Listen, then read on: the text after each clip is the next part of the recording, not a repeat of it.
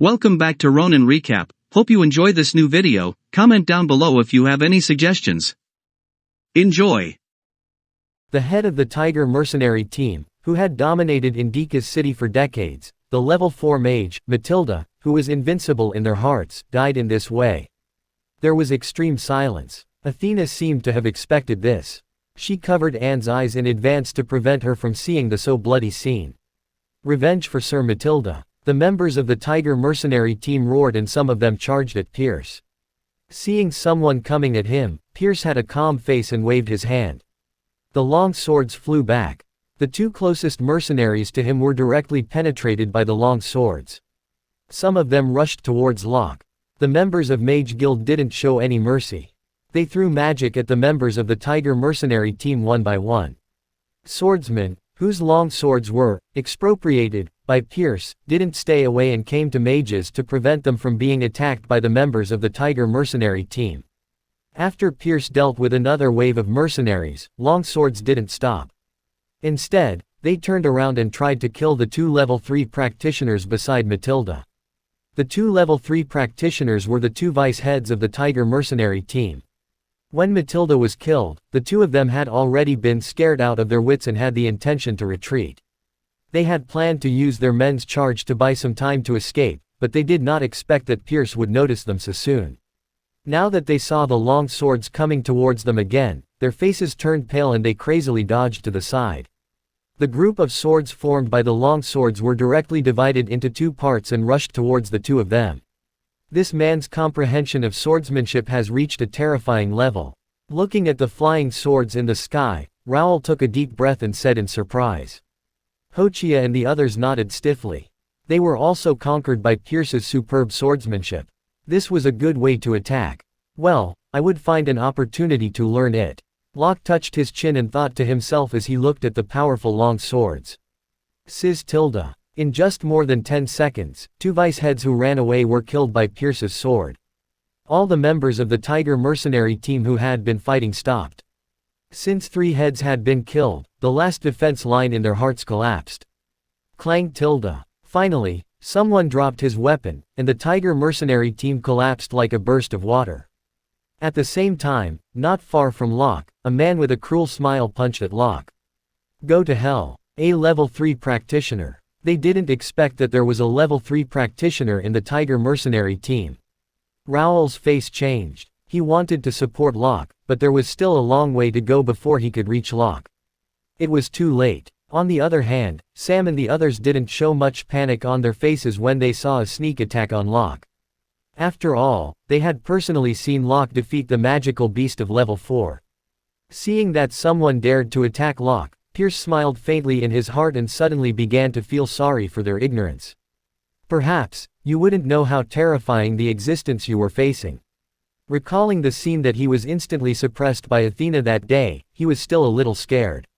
On the other side, Locke shook his head helplessly when he saw the man rushing towards him. The magical energy surged in front of him, and a scarlet fireball appeared above his chest. Then it smashed directly at the level 3 swordsman. Boom! The fireball exploded, and the level 3 swordsman was torn apart by the power of the explosion. This is the flame explosion skill of level 3. Hochia screamed as he looked at the burning flames which didn't dissipate. The flame explosion skill was the fire magic of level 3. Strictly speaking, the principle of this magic was similar to that fireball spell of level 1, which was compressed by Locke with great force. Both of them were able to produce greater power through the explosion. In the distance, Raoul was also shocked. Although he was not a fire mage, he knew the fire magic of level 3. Locke had been a level 3 mage. What's more, the flame explosion skill of level 3 was exactly the magic book Locke had read just now. It had only been half an hour since he picked up the magic book and put it back on the bookshelf. Did it mean that Locke had learned the level 3 magic in half an hour? What kind of genius was he? The two of them were both shocked. At the same time, the two of them became more and more excited. The stronger Locke was, the more beneficial it would be for them. Read latest chapters at NOVELB and Company per meter. The girl seemed to have finished reading a magic book very soon. Did she master it as well as Locke? Suddenly, this thought flashed through the hearts of the two. However, they quickly denied this idea. They just felt that this idea was too crazy and ridiculous. Run. Seeing that Locke was also so strong, the members of the Tiger mercenary team became more scared. They couldn't lift the fighting intention at all and ran around madly. In less than half a minute, the members of the Tiger mercenary team had fled, scattered, and some who couldn't escape knelt on the ground to beg for mercy. Seeing that the enemies had been disintegrated, Pierce waved his hand again and the flying swords flew back to their master's hands. While Pierce was drinking, he walked towards Anne. Looking at this powerful man, everyone's eyes were full of respect, and there was no longer the previous contempt. Seeing that Athena covered Anne's eyes to prevent her from seeing such a bloody scene, Pierce was a little moved. He bowed to Athena and said, "Thank you, sir." Raoul and the others were stunned. They couldn't believe what they had seen and felt confused. What was so special about this girl in front of them? Why should powerful Pierce respect her so much? Mr. Bowen, now that the matter has been settled, I'll leave the rest to you. Seeing that the battle was over, Locke said to Raoul with a smile. Raoul came back to his senses and nodded. He told Hochia, take someone to take over all the industries of the Tiger mercenary team. The death of Matilda meant that the Tiger mercenary team had collapsed. Even if they did not do, the Tiger mercenary team would not be able to escape the fate of being divided up. Locke didn't pay much attention to the conflicts between various forces in Dika's city. As long as they didn't provoke him, it had nothing to do with him. In his eyes, it was not even as important as a magic book. Locke and Athena too entered the library again, intending to continue learning magic. Sam and others went back to Mocha Hotel. Was it over? Seeing that the members of the Mage Guild had begun to clean the battlefield, people who were watching the fun in the distance still had an illusion. Who would have thought that in just half an hour, the Tiger mercenary team would be gone? However, although the time was short, they could not deny that this might be the most wonderful battle they had ever seen. Outside Dika's city, 2 horses were galloping with a carriage. Around the carriage, there were another 8 people following it like guards. Sam and the others looked at the leading man in front of the carriage with deep respect. Facing the burning eyes of others, the middle-aged man looked as usual and took off the wine bag to drink from time to time. In the carriage, Locke was holding a black card with a smirk on his face. This was a black card sent by Raoul. It contained all the property of the Tiger mercenary team, about 600,000 gold coins. Before leaving, the magical beasts he had hunted in the Nariel Mountains of magical beasts in his system zone were sold to Treasure Pavilion and he obtained nearly 200,000 gold coins. If it weren't for the fact that he was in a hurry to transport the original crystal back, he would have hunted more magical beasts here. Seeing the silly smile on Locke's face, Athena rolled her eyes and shook her head helplessly. Look at you. Locke didn't take Athena's words seriously. That was 600,000 gold coins. It was the first time that he had seen so much money since he came to this world for more than 10 years. Anne, who was aside, looked helpless and lowered her head to read the storybook in her hand. Click tilde. Just as everyone was moving forward, the sound of a horse's galloping came. In the blink of an eye, Sleipnir appeared in front of everyone. I haven't run so fast for a long time. It's so good. After a long howl, Sleipnir said leisurely. Locke and Athena were reading magic books in Mage Guild, while Sleipnir had nothing to do. Therefore, he left Dika's city early. With his speed, no one else knew how he came out. Sam and the others were stunned and didn't seem to react. Did they hear the 8-legged horse talk just now? Even Pierce, who was at the front of the team, held the bottle with his hands frozen and lost in thought for a moment. Under normal circumstances, only the level 6 magical beast could speak. Although he also knew that some magical beasts with powerful bloodlines could speak in advance, he could not find any information about the 8-legged horse in his memory. Moreover, he didn't feel any energy from this lightning-fast 8-legged horse. The Lord was getting more and more mysterious. Pierce sometimes doubted if Locke was a disciple to practice outside from a top family of Acacia continent. Humph. Seeing the surprised look on everyone's face, Sleipnir snorted and walked to the front of the team. Seeing that Sleipnir walked up to him and stared at his wine bag, Pierce hesitated for a moment and threw the wine bag in his hand. Sleipnir swallowed the wine in one gulp and spit the bag out. With a satisfied smile, he said, "Boy, I like your character." I'll protect you if you need anything in the future. Protecting him. Although he was injured, he was also a level 6 practitioner. How could a horse say that wanting to protect him? The corners of Pierce's mouth twitched slightly, but he didn't take it seriously. Instead, he looked at the wine bag on the ground with a little heartache but didn't reply. After 2 days of driving, they finally arrived in the city with the teleportation site. Because of the identity of the mage, Locke saved 5,000 gold coins through the teleportation site.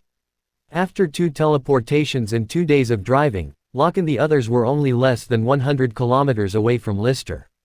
During these days, Locke often sought Pierce to learn swordsmanship, and Pierce did not keep it to himself but taught Locke everything. Looking around at the deserted scene, the young man next to Sam with a sigh, as if it was the first time he had seen such a desolate scene. Moreover, they clearly found that the further they walked, the worse the environment would be. It was hard to believe that it was already so barren now, so how bad would Lister be? At dusk, the setting sun covered figures of the group of people. In the dim yellow light, Locke and Athena finally saw a familiar border stela. Sam and the others were stunned by the green and vibrant scene in front of them. It felt like they were walking in a desert, and an oasis suddenly appeared in front of him, which was somewhat fantastic. Respected Lord, welcome back. Curtin quickly walked out of the territory with his people and bowed to Locke. Locke nodded slightly, indicating that Curtin didn't need to be courteous. To his surprise, he had just been out for half a month and Curtin had entered the breakthrough of the level 2 night. Ouch! An exciting howl came, and a white figure rushed out of the territory. This is the level 2 ice wolf. Sam's face changed and instantly recognized what the magical beast it was. On the body of the Ice Wolf King, there was a red magical beast with the aura of level 1. At the same time, the team members behind Sam also grabbed their weapons subconsciously. However, although they were nervous, they seemed to be able to see that the relationship between the magical beasts and the territory was unusual, so they did not attack immediately. Soon, the 2 magical beasts arrived in front of Locke and Athena. They groaned and cheered. "Little guys, be quiet." Sleipnir shouted with dissatisfaction when he saw the movements of the Ice Wolf King and the Flame Bird.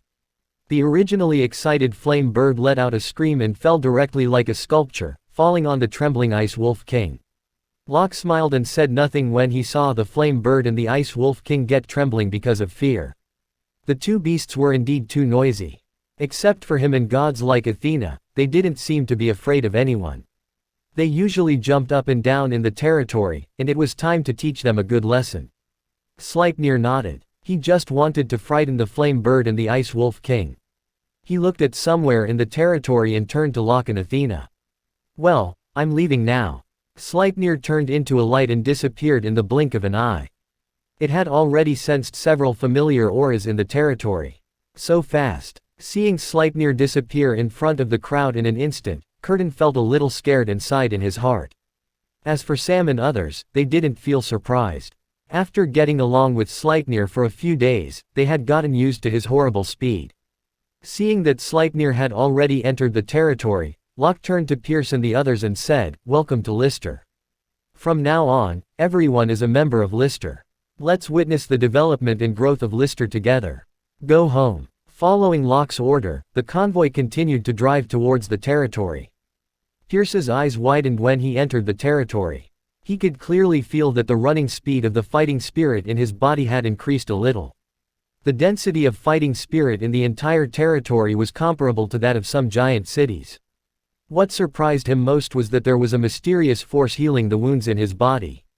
As a level 6 practitioner, the wounds in his body were not something that ordinary people or medicine was enough to treat. But just now, he felt that the wounds in his body were recovering. Although this recovery was negligible, it was indeed in recovery. Maybe, he was right. Looking ahead at the carriage where Locke was, Pierce revealed a small, imperceptible smile.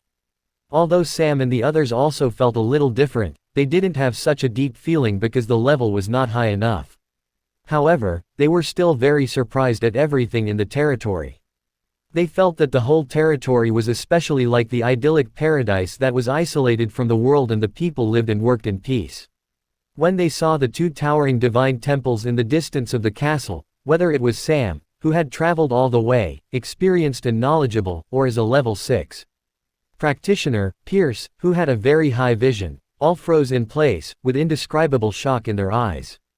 After asking Curtin to arrange accommodation for Pierce, Sam, and others, Locke didn't waste time and planned to look for Hephaestus directly, while Athena decided to go back to the castle to have a rest.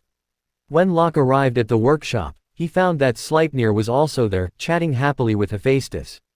"Hi Locke." Seeing Locke come over, Hephaestus waved his hand. "Oh, Hephaestus, long time no see."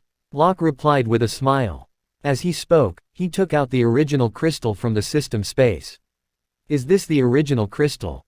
With curiosity written all over his face, Hephaestus grabbed the crystal from Locke's hand and injected some divine energy into it.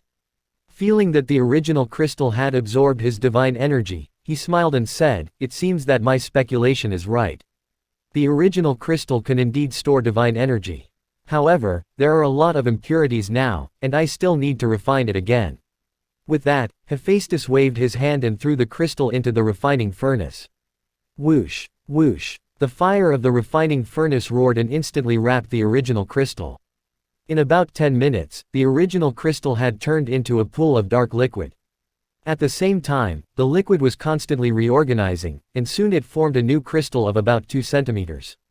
At the same time, Hephaestus slightly turned his palm towards the refining furnace. With a bang, the top of the furnace was opened, and the original crystal flew out and floated in his palm. Hephaestus waved his other hand slightly. Clang tilde. A cyan long sword flew out of the refining furnace. The sword blade emitted a cold light. Both ends of the sword hilt were engraved with a complicated and exquisite dragon head pattern, and there was a small groove between the sword hilt and the sword blade. The size of the groove was exactly the same as that of the refined original crystal. It could be seen that this groove was the place where the original crystal was embedded. Of course, the process of inlaying the original crystal was not simple. The corresponding array textures had to be engraved on the original crystal and the sword to completely connect the original crystal with sword in the stone. Under the control of Hephaestus, the original crystal slowly fell into the small groove. Then he stretched out his index finger and drew in the air. The index finger was like a pen, leaving golden lines wherever it passed. In just a short while, a mysterious array pattern made of golden lines appeared in the air, just like the 3D projection Locke had seen in his previous life. The array textures began to shrink rapidly and merged into the position of the original crystal and sword in the stone. After completing the drawing of an array texture, Hephaestus continued to draw more than 10 array textures, which were integrated into sword in the stone and the original crystal. All of a sudden with the merging of the last array texture, sword in the stone seemed to be alive and began to tremble slightly. At the same time, it emitted a frightening power. "Come on, have a try." Smiling, Hephaestus waved his hand and the sword in the stone flew to Locke. Locke was also delighted. He slowly reached out and held the hilt of sword in the stone. At the same time, the small universe in his body began to revolve, and the divine energy quickly poured into sword in the stone. He found that the speed at which the original crystal stored the divine energy had increased a lot after the refinement. Let us see how powerful it was. Holding sword in the stone in his hand, Locke hacked at the stone pier with a radius of about 1 meter. And a height of 5 or 6 meters in the distance. A purple sword light burst out from sword in the stone and quickly chopped towards the stone pier. Wherever the sword light passed, the bricks and stones on the ground were broken, leaving a long sword mark. Boom! Under the powerful sword light, the huge stone pier was directly chopped into pieces. As the dust dissipated, only some debris of the stones was left at the original position of the stone pier. Looking at the disappearing stone block, Locke was a little scared. He muttered, "It's indeed the level 6 weapon. It is so powerful." With the help of sword in the stone, his combat effectiveness had increased by at least 30%. He was currently at the early stage of the 7th sense of the small universe, and his practice base was equivalent to the level 4 practitioner. With sword in the stone, his strength would be able to beat the level 5 practitioner. After chatting for a while, Locke returned to the castle with sword in the stone happily. At the gate of the castle, he met Cotter who was waiting for him. "Master Locke, this is a letter from Sir Count." Cotter handed the letter to Locke. The letter was sent a few days ago, but Locke was not there, so it was kept by Cotter all the time. "A letter from my father." Locke was slightly stunned with a surprised face. It had been 4 months since he came to Lister. He was so busy that he forgot to write to his father. Back in the study, Locke couldn't wait to open the envelope. "Locke Capet, you brat. You haven't sent me a letter for 6 months." Locke couldn't help but feel a little sad when he read this familiar and irritable sentence. At the same time, the image of his father's rage seemed to have appeared in his mind. Although Lister is a barren land, it's a good thing that it's a territory. You brought a lot of money with you back then, 1,000 gold coins. I guess you haven't used them up yet. Seeing this, Locke couldn't help laughing. If his father knew that Lister needed tens of thousands of gold coins for a small project, and now he also had hundreds of thousands of gold coins, would he be shocked? "Everything is fine in the family. Don't worry. When you finish your money, send someone to inform me. I will send it to you later." Locke continued reading. It was just that Count Capet was angry with Locke for not writing a letter to his family. The current situation of the Capet family made Locke not worry about the family, and at the same time, he gave a lot of instructions to Locke. Soon, Locke read the end of the letter. "Locke Capet, forgive me. I can only give you a barren land. Oh, my son, be careful outside. If you encounter any difficulties, write to me and tell me. The Capet family is your backup forever." Locke's eyes turned red when he saw the end of the letter. He put the letter on the table and took a deep breath. He slowly stood up and walked to the window. Looking at the starry sky in the distance, he said, "It's time to go home and have a look." In the morning, Locke slowly opened his eyes and woke up from practice. Although he didn't sleep all night, he was still full of spirit. Since he entered the 7th sense of the small universe, he had been able to replace sleep with practice. System, open the attribute panel. After Locke said the words in his mind, the attribute panel appeared in front of him. Host, Locke Capet. Race, human race. Binding identity, Lord of Lister. Profession, divinity practitioner. Level, the 7th sense. Summoning God 1, Athena.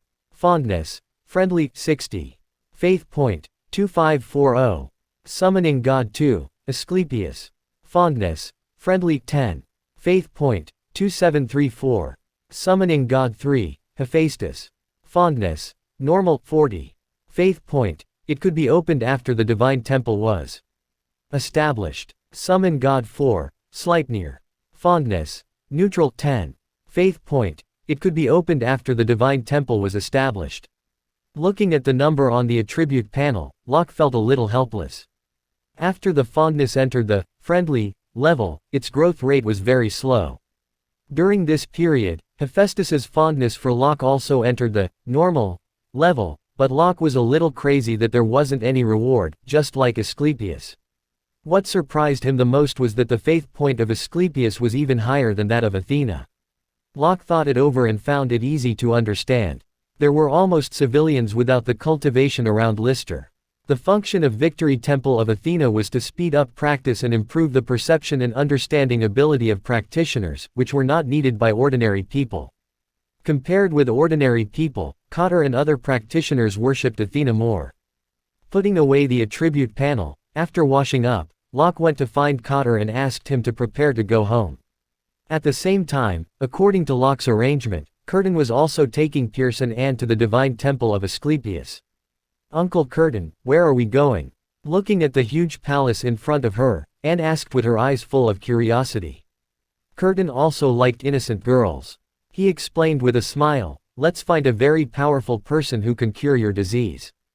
Pierce didn't say anything. He held Anne's hand and followed Curtin silently. He could feel that the closer he got to the divine temple, the stronger the healing energy would be. Soon, the three of them arrived at the divine temple of Asclepius. "Mr. Asclepius, we are coming." Curtin saluted to Asclepius. Anne timidly bowed to him and said, "Nice to meet you, Mr. Asclepius." Looking at Anne's cute face, Asclepius laughed. Rubbing his beard, he smiled and said, "Well, you're a good girl. You just have a little physical problem, but it's not a big deal. Come on, lie down first." Asclepius pointed at the nearby treatment table. Anne nodded obediently and walked up the stairs to the treatment table. A little problem. It was not a big deal. Pierce didn't respond at once. Was it just a little problem that the foundation was damaged? He had once visited a level 7 healer with Anne, but the healer had said that there was no cure for her. The level 7 healer was a friend of his grandfather. He wouldn't lie to Pierce. It could only prove that the man in front of Pierce was a level 8 healer who was stronger than the level 7. His chapter is updated by November. Bean. Co per meter. Thinking of this, Pierce couldn't help but feel short of breath. The level 8 was the best healer in Icacia continent. Let's begin. While Pierce was still in shock, Asclepius waved his mace and a burst of green energy emerged towards Anne's body instantly. In this energy, Pierce felt a strong vitality. Sure enough, this aura had surpassed the level 7 healers he had seen. Half an hour later, Anne also fell asleep. With a smile on her face, she looked very comfortable. Stopping for a while, Asclepius grumbled with dissatisfaction, "It seems that it will take several times to recover her. Alas, if I recover my power, how can it be so troublesome?" The man in front of him wasn't in his prime. Hearing Asclepius's words, Pierce was shocked again. However, seeing that the treatment was over, Pierce didn't have time to think too much. He quickly leaned towards the treatment table, grabbed Anne's hand, and checked the condition of Anne's internal foundation. Under his power of perception, the situation in Anne's body could be clearly seen. Most of her previously damaged internal organs had recovered, and the damaged spirit power in her brain also had. Signs of recovery. Spirit power was the foundation to mobilize the magic element. The recovery of spirit power meant that Anna's talent had come back. Really? Okay. Pierce's shoulders were trembling, tears streaming down his face. In the hall of the castle. "My lord." Pierce bowed to Locke, and the defiance in his eyes had completely disappeared. Although he had promised to come to Lister, he still had doubts about Locke's words. But when he saw how skillful and effective means Asclepius used, he completely believed it. Locke nodded and asked with a smile, "How is Anne?" "She has been better by the treatment of Mr. Asclepius. It should be healed after a few more treatments," Pierce said gratefully. Then he straightened his face slightly and said, "My lord, I, Pierce, am not an ungrateful person. Since you have fulfilled the agreement, from now on, I am a member of Lister. If there is anything in the future, please ask me as you like." Locke had thought about Pierce's arrangement before and said directly, "Although there are several mages in our academy, there are still few high-level fighting spirit teachers. You work as a teacher in our academy."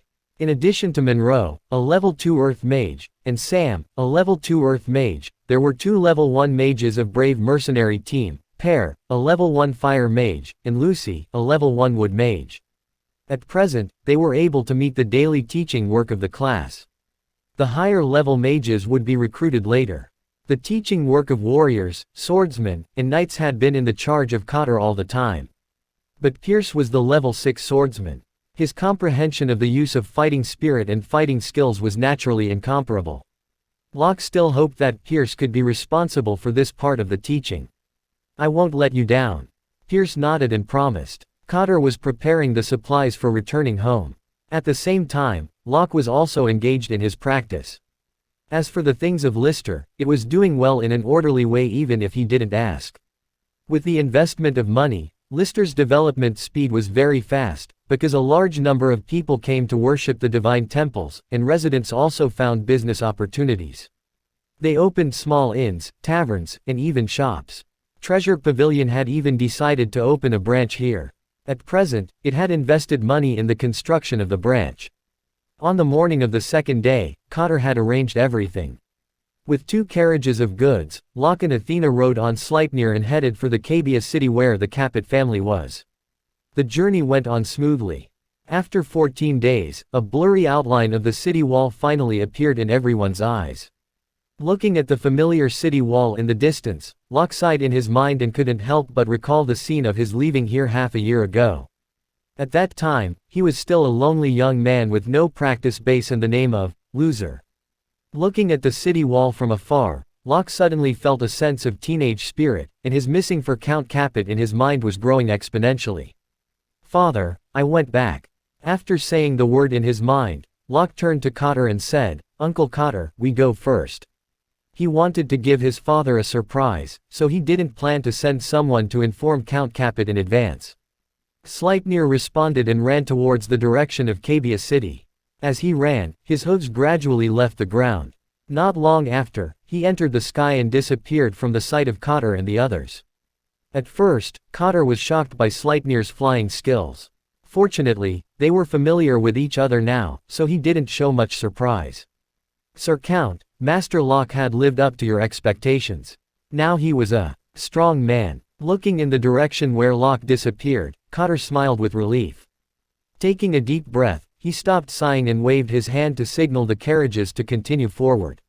On the other side, as Sleipnir walked forward, the familiar streets became clearer and clearer to Locke. Athena also looked around the city curiously to see what kind of place Locke had grown up. In less than a minute, under the command of Locke, Sleipnir flew directly into a building and finally landed in a yard. Puff! Locke and Athena jumped off Sleipnir's back. "This is where I used to live," Locke said intoxicatedly, stretching out his hands and taking a deep breath. In the middle of the yard was a rockery, from which a stream of spring water flowed out. Below the rockery was a pool, where several goldfish were swimming freely. Beside the rockery, there was a spotless chair made of redwood and a table made of sandalwood. It was obvious that someone was cleaning it at ordinary times. There were also many flowers and trees neatly trimmed in the courtyard. "I didn't expect you to be such a romantic man." Looking around the delicate surroundings, Athena teased. "I have always been." Locke pouted. After the failure of the last awakening of magic talent, he was depressed for a long time, so he found something for himself and paid attention to the layout of the courtyard and the planting of flowers and trees. Sleipnir walked around the yard, nodded, and praised, "It does look good." Just as they were talking, a voice suddenly came from outside. Looking at the door, Locke had a complicated expression. With the divine sense, he could see clearly the face of the person for the first time. Standing next to Locke, Athena and Sleipnir didn't say anything. They could feel that something was wrong with Locke. Creak. The door was opened. "I didn't know how is Locke, the bastard, doing now. When I see him next time, I will teach him a lesson." The man was about 40 years old. He was tall with a little beard on his face. Looking powerful and tall, he muttered and walked towards the yard. However, before he took 2 steps, he suddenly froze and then stood there like a wood. Count Capet fixed his eyes on Locke's face as if to make sure whether he had a visual hallucination. After more than 10 seconds, Count Capet tentatively called out, "Locke." Looking at the familiar and kind face of Count Capet, Locke nodded with a smile. "Oh, my son, it's really you." Seeing Locke nod, Count Capet's eyes turned red. He rushed up and held Locke in his arms. Count Capet's shoulders trembled slightly with an excited face. Athena and Sleipnir didn't say a word. They just watched the two meet silently. Half a minute later, Locke patted on Count Capet's shoulder and said with a smile, "If you push harder, I'll be strangled to death by you. It would be better if you died. You brat, why didn't you tell me in advance when you came back?" Although complaining, Count Capet let go of Locke. "I just want to give you a surprise," Locke replied with an awkward smile. Count Capet rolled his eyes at Locke and noticed the beautiful and dignified girl beside Locke. "Let me introduce. This is my father, Warden Capet." Locke introduced his father to Athena with a smile. Then he introduced Athena. "This is Athena, my friend." "Hello, Mr. Capet." Athena greeted Count Capet with a smile. "Hello, Miss Athena," Count Capet replied. He felt a natural noble temperament from Athena, which must only be possessed by someone in a high position. He was sure that the beautiful girl in front of him was definitely not an ordinary person. "Boy, that's great. I can't believe that you have deceived such a good girl back." Count Capet approached Locke and whispered with a snicker. Although Count Capet's voice was low, Athena and Sleipnir were not ordinary people. They heard every word Count Capet said just now. For a moment, there was a blush on Athena's fair cheeks. Although she didn't retort, she still glared at Locke, while Sleipnir looked up at the sky, pretending that he heard nothing. "Alas, father, we haven't seen each other for a long time. Let's talk about something else." Locke cleared his throat and stopped Count Capet to talk more about the topic. Find new chapters on Note.lb and com. Seeing that Athena didn't make any explanation, Count Capet was surer of this idea in his mind. However, at the same time, he felt a little worried when surprised. Icacia continent was a place where strength was the most important. Locke didn't know magic, nor did he have practice fighting spirit. Did he match with Athena? Hello, Mr. Capet. Call me Sleipnir. When Count Capet was lost in thought, Sleipnir waved his hoof and greeted him with a smile. This 8-legged horse could talk. With his eyes wide open, Count Capet stared at Sleipnir, unable to react. Although he was shocked, he waved his hand in a somewhat dull tone and said, hello. It took Count Capet for a while to recover from the shock. He looked at Sleipnir in amazement. Uncle Cotter might be here in half an hour. Noticing that Count Capet was stunned, Locke spoke out to pull his attention back. With a mysterious face, Father, I have brought a lot of good things with me this time. Good thing. Count Capet was slightly stunned, and then said crossly, don't I know about Lister?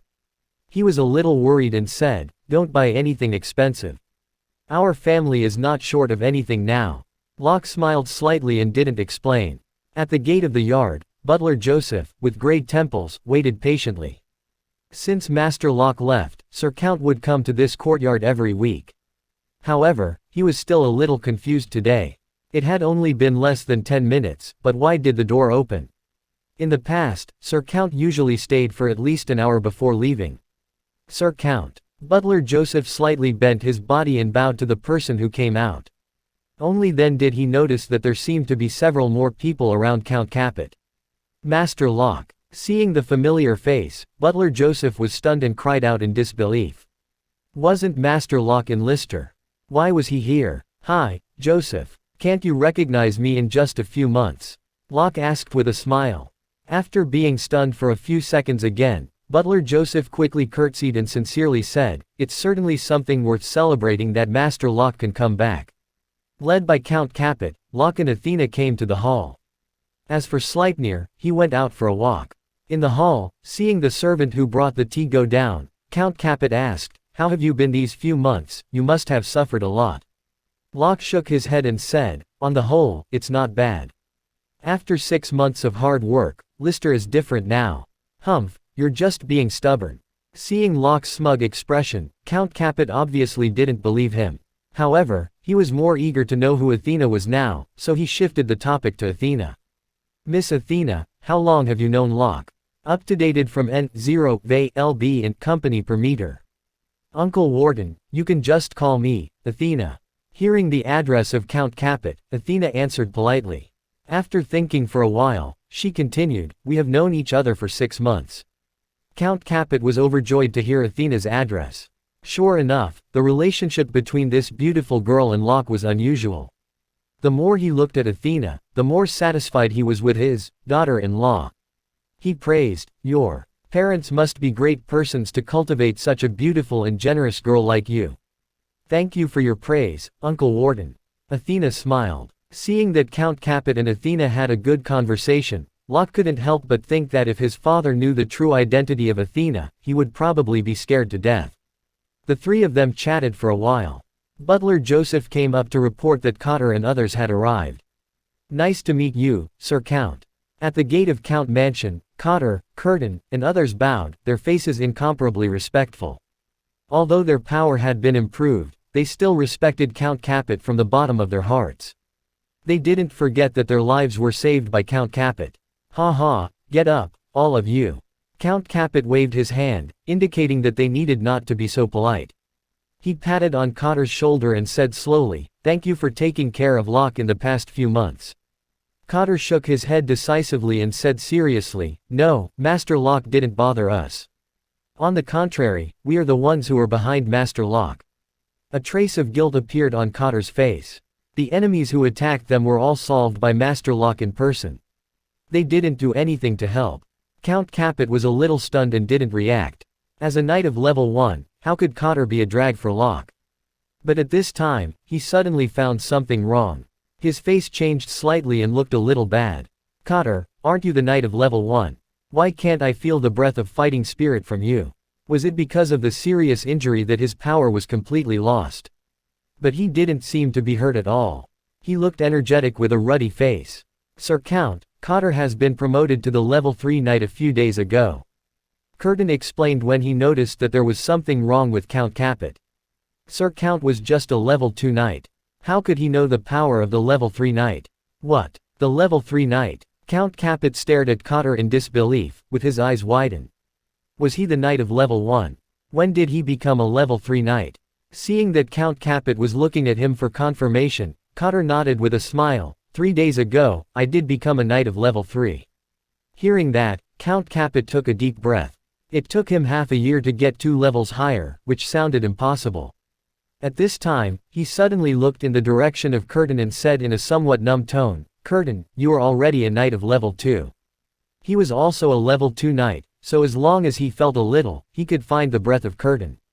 Then he felt it carefully and found that the previous several familiar guards had all become level 1 practitioners. Count Capet felt that his brain was buzzing and his worldview seemed to collapse. "Father, you'd better move these things in first. I'll explain it to you in detail later," Locke said with a smile, noticing that Count Capet was stunned and dull. He thought it was better to give his father some time to accept the information. Count Capet's eyes swept over the people like Cotter, Curtin, and others, and he felt more and more unbelievable. Okay. Hearing Locke's words, he suppressed the shock in his heart and nodded. Looking at the 2 carriages full of goods, he couldn't help but ask, "What are these?" "These 2 boxes contain 20 level 2 weapons." Pointing at the 2 big suitcases, Curtin explained. Then he pointed to another carriage and said, "Those 2 boxes contain some level 2 medicine." Count Capet was completely stunned. Curtin's tone was very calm. It was not like he was talking about invaluable weapons and medicine, but more like introducing some valueless cabbages. Level 2 weapons and level 2 medicine. With stiff steps, Count Capet walked slowly to the boxes and picked up a level 2 long sword. Feeling the coldness of the weapon, he took a deep breath, with a strong shock in his eyes. He could tell that these weapons were definitely the best of level 2. At the entrance of the warehouse, the carrying work was in full swing. Slow down, slow down. VCite novel BNCOM for latest novels. Seeing that the 2 servants almost dropped weapons to the ground, Count Capet reminded them at once. The 2 servants nodded and walked more cautiously. Seeing the carefulness on the face of usually careless Count Capet, Locke couldn't help laughing. Seeing Locke tittering, Count Capet glared at Locke. He couldn't figure it out. Wasn't Lister a barren place? Why did Locke become a millionaire in just 6 months? Count Capet coughed. Seeing that the servants were carrying things and didn't pay attention to him, he put on a smile to get a closer relationship. He asked Locke, "My son, I have treated you well these years, haven't I?" Seeing the smile on Count Capet's face, Locke seemed to have guessed what he was up to. Locke took a step back secretly and kept a distance from his father, who looked loving at the moment. He answered warily, "Father, it took me a lot of effort to save these things. There's not much left. I'm your father. How can I covet your property?" Being seen through by Locke, Count Capet said reasonably with a serious face. After saying that, he rubbed his hands and changed the subject slightly. Then he continued with a flattering smile, "I just want to ask you how you got these things. You see, it's not easy for me to run such a big family, and I need to broaden the channels of making money. If father and son work together, we will definitely get more wealth." Athena, who was standing far away from them, was stunned and then smiled helplessly. They were father and son. She finally knew where Locke learned to be greedy. Under the flattering smile of Count Capet, Locke's attitude seemed to be softened a little. He asked, "Do you really want to know?" Count Capet's face lit up. He nodded and looked at Locke expectantly. Locke was lost in thought, as if he was organizing his words. When the expectation in Count Capet's mind reached its peak, he raised the corners of his mouth slightly and said, "If you want to know, I won't tell you." As he spoke, he turned around slowly, leaving Count Capet, who was red with anger and walking towards the hall casually. "You." Count Capet angrily pointed at Locke, but he compromised because he had to ask Locke for help. He chased after Locke again. Looking at the 2 people who were chattering away, Cotter and the others also smiled helplessly. Although the territory of the Capet family was much smaller than that of the other Count families, there would be a considerable amount of income every year according to the normal tax. But Count Capet was born in an ordinary family. He understood the hardships of ordinary people, so he often cut taxes for them, even paid money to help them in disaster. As a result, Capet's family had been living a hard life. Soon, they arrived at the hall. After sitting down, Locke saw Count Capet's hesitant expression and stopped keeping his guessing. In fact, I have been a mage now. Count Capet was stunned for a few seconds as if he was thinking about the meaning of Locke's words. Then he suddenly stood up from the chair, his heart beating fast, and he looked at Locke in disbelief. Mage. Locke became a mage. Just as Count Capet was immersed in infinite excitement, Locke added, to be exact, I should be a level 3 mage now. Although he had released the magic power of level 4, he only grasped the magic of level 3 now, so it could only be regarded as a level 3 mage. Count Capet's expression changed dramatically, from surprise to shock. When he heard Locke say he was the level 3 mage, he was a little confused. Swoosh. After more than 10 seconds, he breathed a long sigh of relief. Although he had restrained himself, he was still unable to restrain the shock in his heart. Count Capet blushed and asked in a trembling voice, "Are you a level 3 mage now?" Locke nodded with a smile and mobilized the magic power in his body. Suddenly, a strong magical fluctuation burst out from Locke, who was originally without magic breath. In the blink of an eye, a red fireball appeared in front of Locke. The strong flame spread out and blew the curtain in the hall sounding. The heatwaves hit Count Capet and Butler Joseph's faces one by one. On the red fireball, Count Capet felt a strong sense of threat. This is the level 3 fire magic. He pursed his dry lips and said in an excited tone. This is the level 3 fire magic, flame explosion skill. Locke nodded with a smile. While he was speaking, he had taken away the fire element from the fireball. The fireball, which was emitting a violent aura, gradually extinguished, and finally disappeared in front of Locke, leaving only a few traces of fire element. After all, if the level 3 magic was released here, the hall of the Capet family would probably be blown up. Ha ha. When the fireball in front of Locke completely disappeared, Count Capet suddenly burst into laughter, with unprecedented joy and relief, and a trace of visible tears in the corner of his eyes.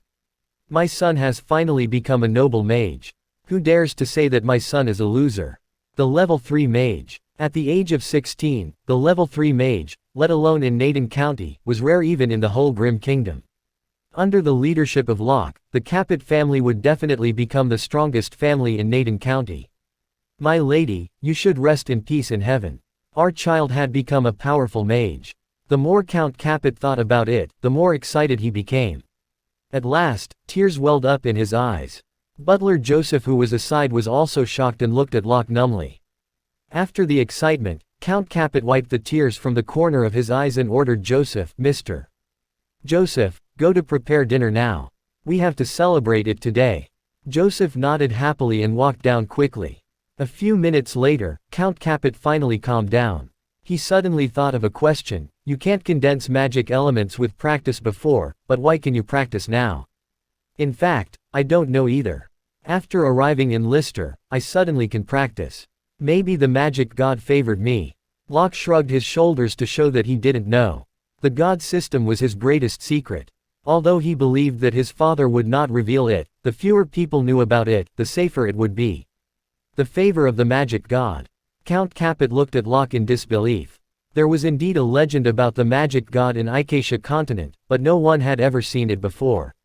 However, he still nodded and did not continue to ask. In his opinion, the most important thing for him was that his son could become a mage. Although Count Capet didn't want to figure out how Locke could practice magic, another question came to his mind. Although you've become a level 3 mage, it's difficult for you to obtain so many good weapons and medicine in a short time. Locke chuckled and said slowly, I'm lucky to find a black iron mine in the territory. Moreover, there is an excellent forger and a healer in the territory now. The black iron mine. Hearing this, Count Capet was slightly shocked. He didn't care about the healer and the forger. After all, there were also some in Cabia City, but the black iron mine was different.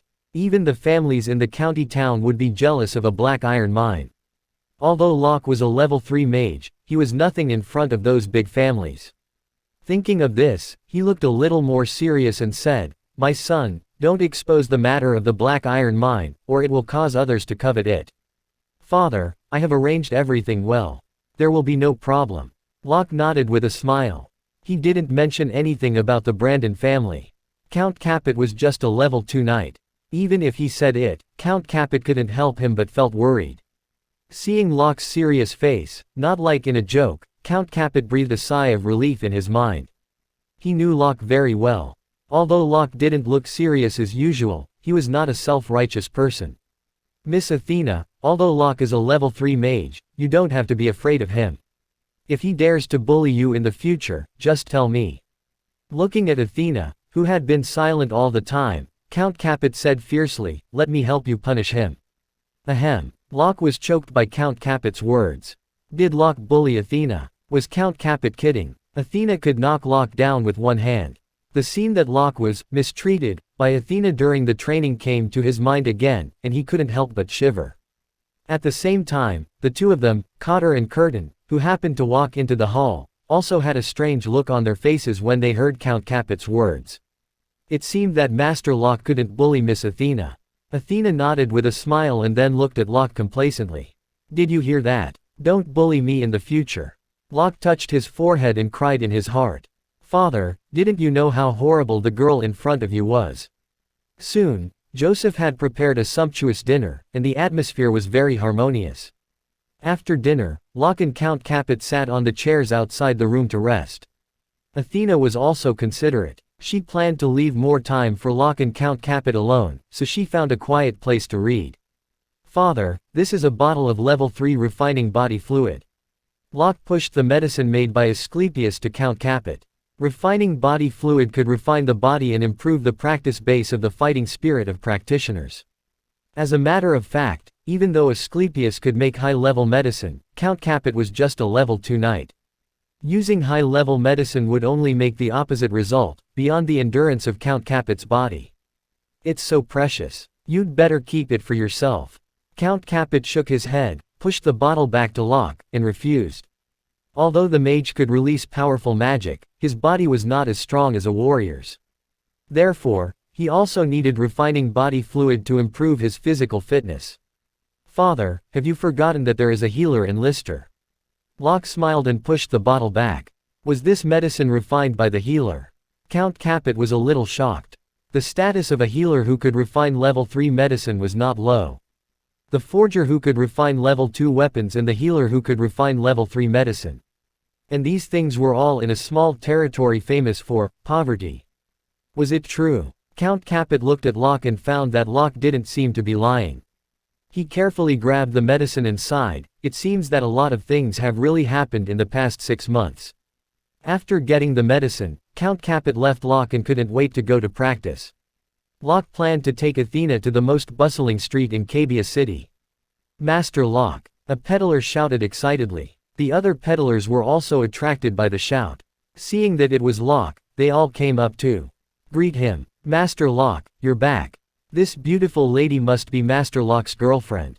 I'm sure Master Locke will become a big shot. Humph, those people are blind. They actually said that Master Locke was a loser. Seeing Locke come back, the peddlers were very happy. Well, you guys are surrounding like this, how can we shop? Looking at the surrounding peddlers, Locke smiled bitterly.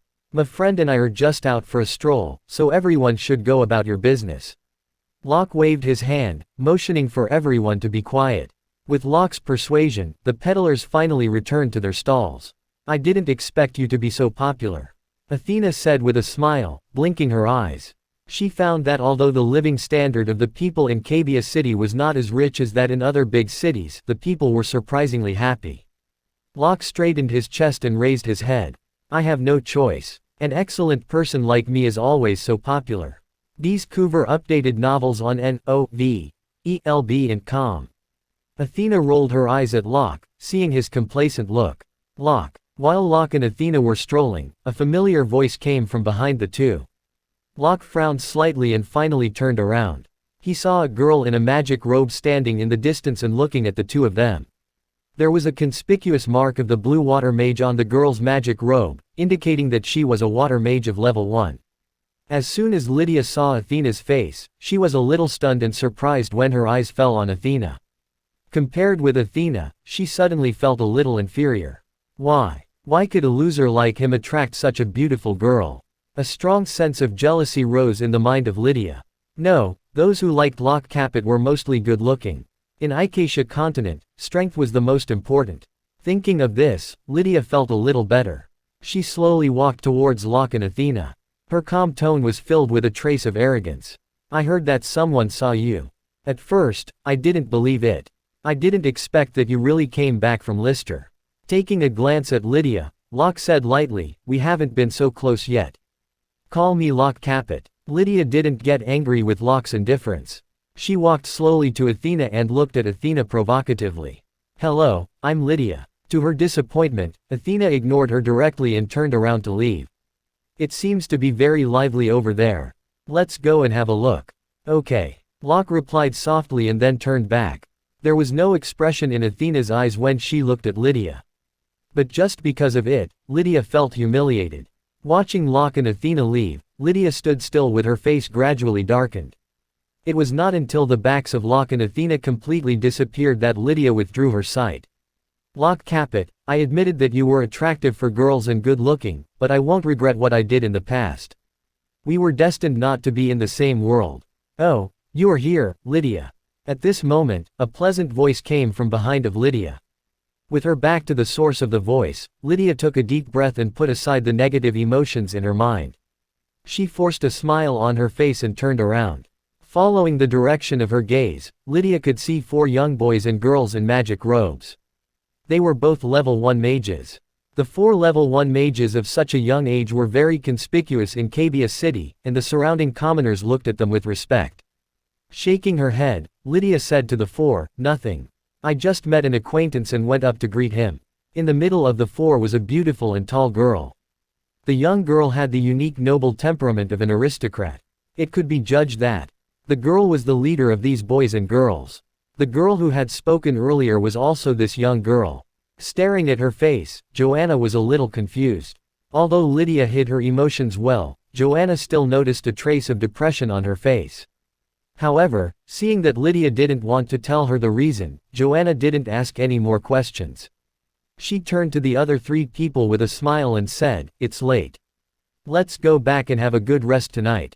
Compared to the girls' sensitivity, the boys were a little dull and didn't notice anything wrong with Lydia. It's time to go back. The city is too small. Nothing was interesting. A level 1 fire mage looked around the buildings and ordinary people boringly with a trace of judgment, which always gave people a sense of superiority. Another earth mage beside him glanced at him indifferently, as if reminding him not to be too ostentatious. Then he smiled and said, it's indeed time to go back. Everyone should go to bed early today, and we have to set off for Chell Mountains of Magical Beasts tomorrow. The mage, who had spoken earlier, pursed his lips and did not restrain himself at all. However, when he heard the name, Chell Mountains of Magical Beasts, he became excited and was eager to have a try. Chell Mountains of Magical Beasts was located in Naden County. Compared with the Nariel Mountains of Magical Beasts, Chell Mountains of Magical Beasts was much smaller and also a training place for practitioners. The others didn't say anything, and they quickly reached an agreement. At the other end of the street, in front of a shop selling small toys, Athena was holding a mechanical toad in her hand. She clicked on the switch on the back of the mechanical toad, and it jumped up on the table. Looking at the jumping toad, Athena asked casually, you two seem to have a special relationship. Locke also knew Athena was talking about Lydia. We used to be good friends. All of a sudden, a picture of the past flashed through Locke's mind. The little girl chased after him all day long and asked him to teach her magic theory. With a bitter smile on his face, he continued, later, she woke up magic talent and successfully got the admission qualification of Shalar Magic Academy. I was very happy for her when I heard the news. She suddenly told me on the day when the 2 of us celebrated together. I don't live in the same world with her. It's better to keep a distance from her. Finally, Locke looked helpless. When he said these words, he was very calm, not as angry as he was 6 years ago. Athena turned to look at Locke. A few seconds later, she smiled and said softly, she will regret it. Maybe. Locke shrugged and replied with a smile. With a charming smile on her face, Athena put the mechanical toad in her hand and said, I like it very much. Buy it. The peddler had planned to give the mechanical toad to the 2 of them directly, but Locke still left a silver coin and walked away in the peddler's grateful eyes. The second day. In the hall, Count Capet looked energetic with a happy face. Sir Count, have you become a knight of level 3? Feeling the unstable smell of level 3 from Count Capet, Cotter was surprised. Count Capet nodded proudly. At this time, Locke also came to the hall. When he saw Count Capet's breakthrough, he was not surprised. After all, Count Capet had been at the practice base of level 2 many years ago. After years of accumulation, the fighting spirit in his body had been very strong. After taking the medicine, the breakthrough was also a natural thing. After breakfast, Locke told Count Capet about his departure. Are you going to Shalar Magic Academy? When Count Capet heard that Locke was going to the place, his eyes narrowed slightly. He was surprised and a little excited, but he asked with confusion, but aren't you already a level 3 mage?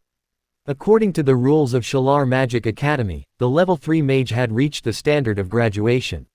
I didn't say I was a student. Locke shook his head and smiled mysteriously. Under the more confused eyes of Count Capet, he continued, I've accepted the invitation of the Dean of Shalar Magic Academy, Philemon, to be a tutor in Shalar Magic Academy.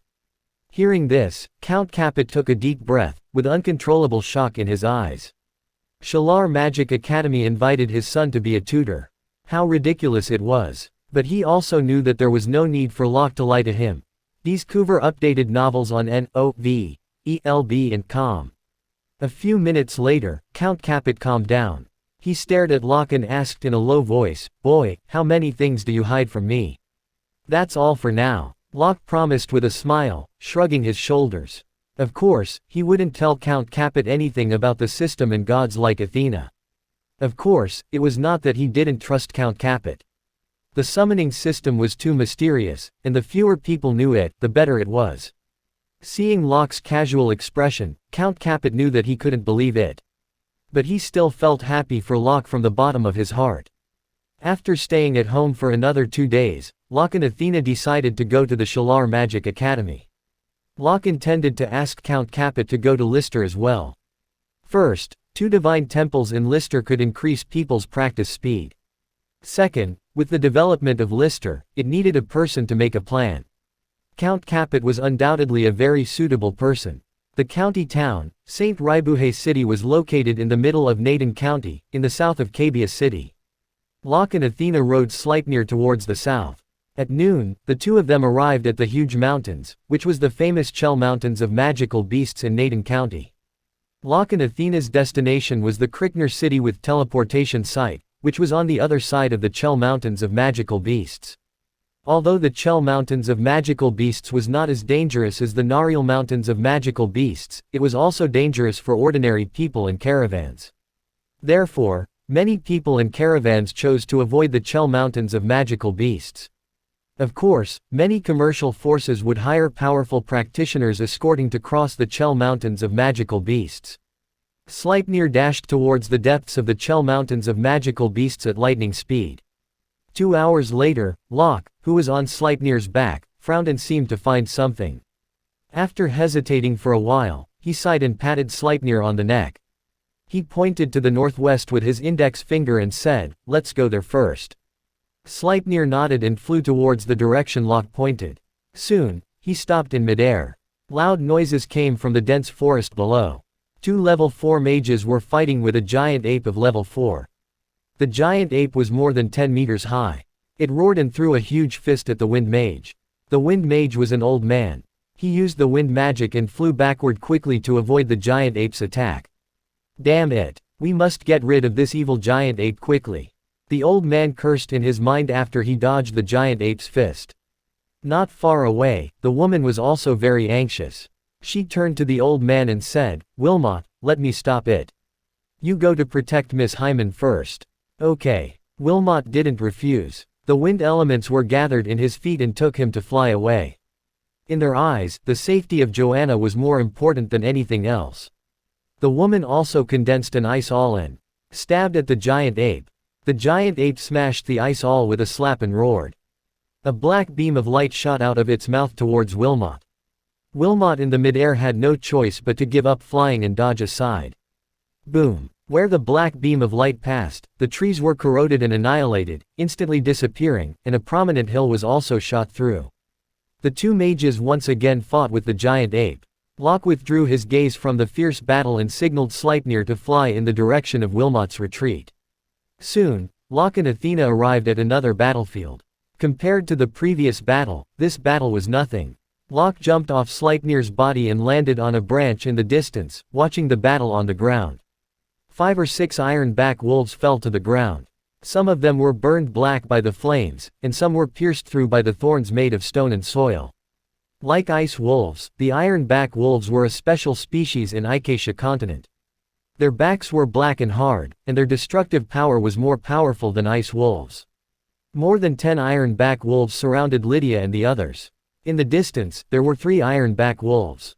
In the middle was a level 3 wolf king, and on both sides of the wolf king were level 2 iron-back wolves. Lydia, watch out for your right side. Hearing the warning sound, Lydia threw the water ball in her hand to the right without hesitation. Bang! The iron-back wolf that sneaked up on Lydia didn't even seem to be a level 1 magical beast and was smashed away by the water ball.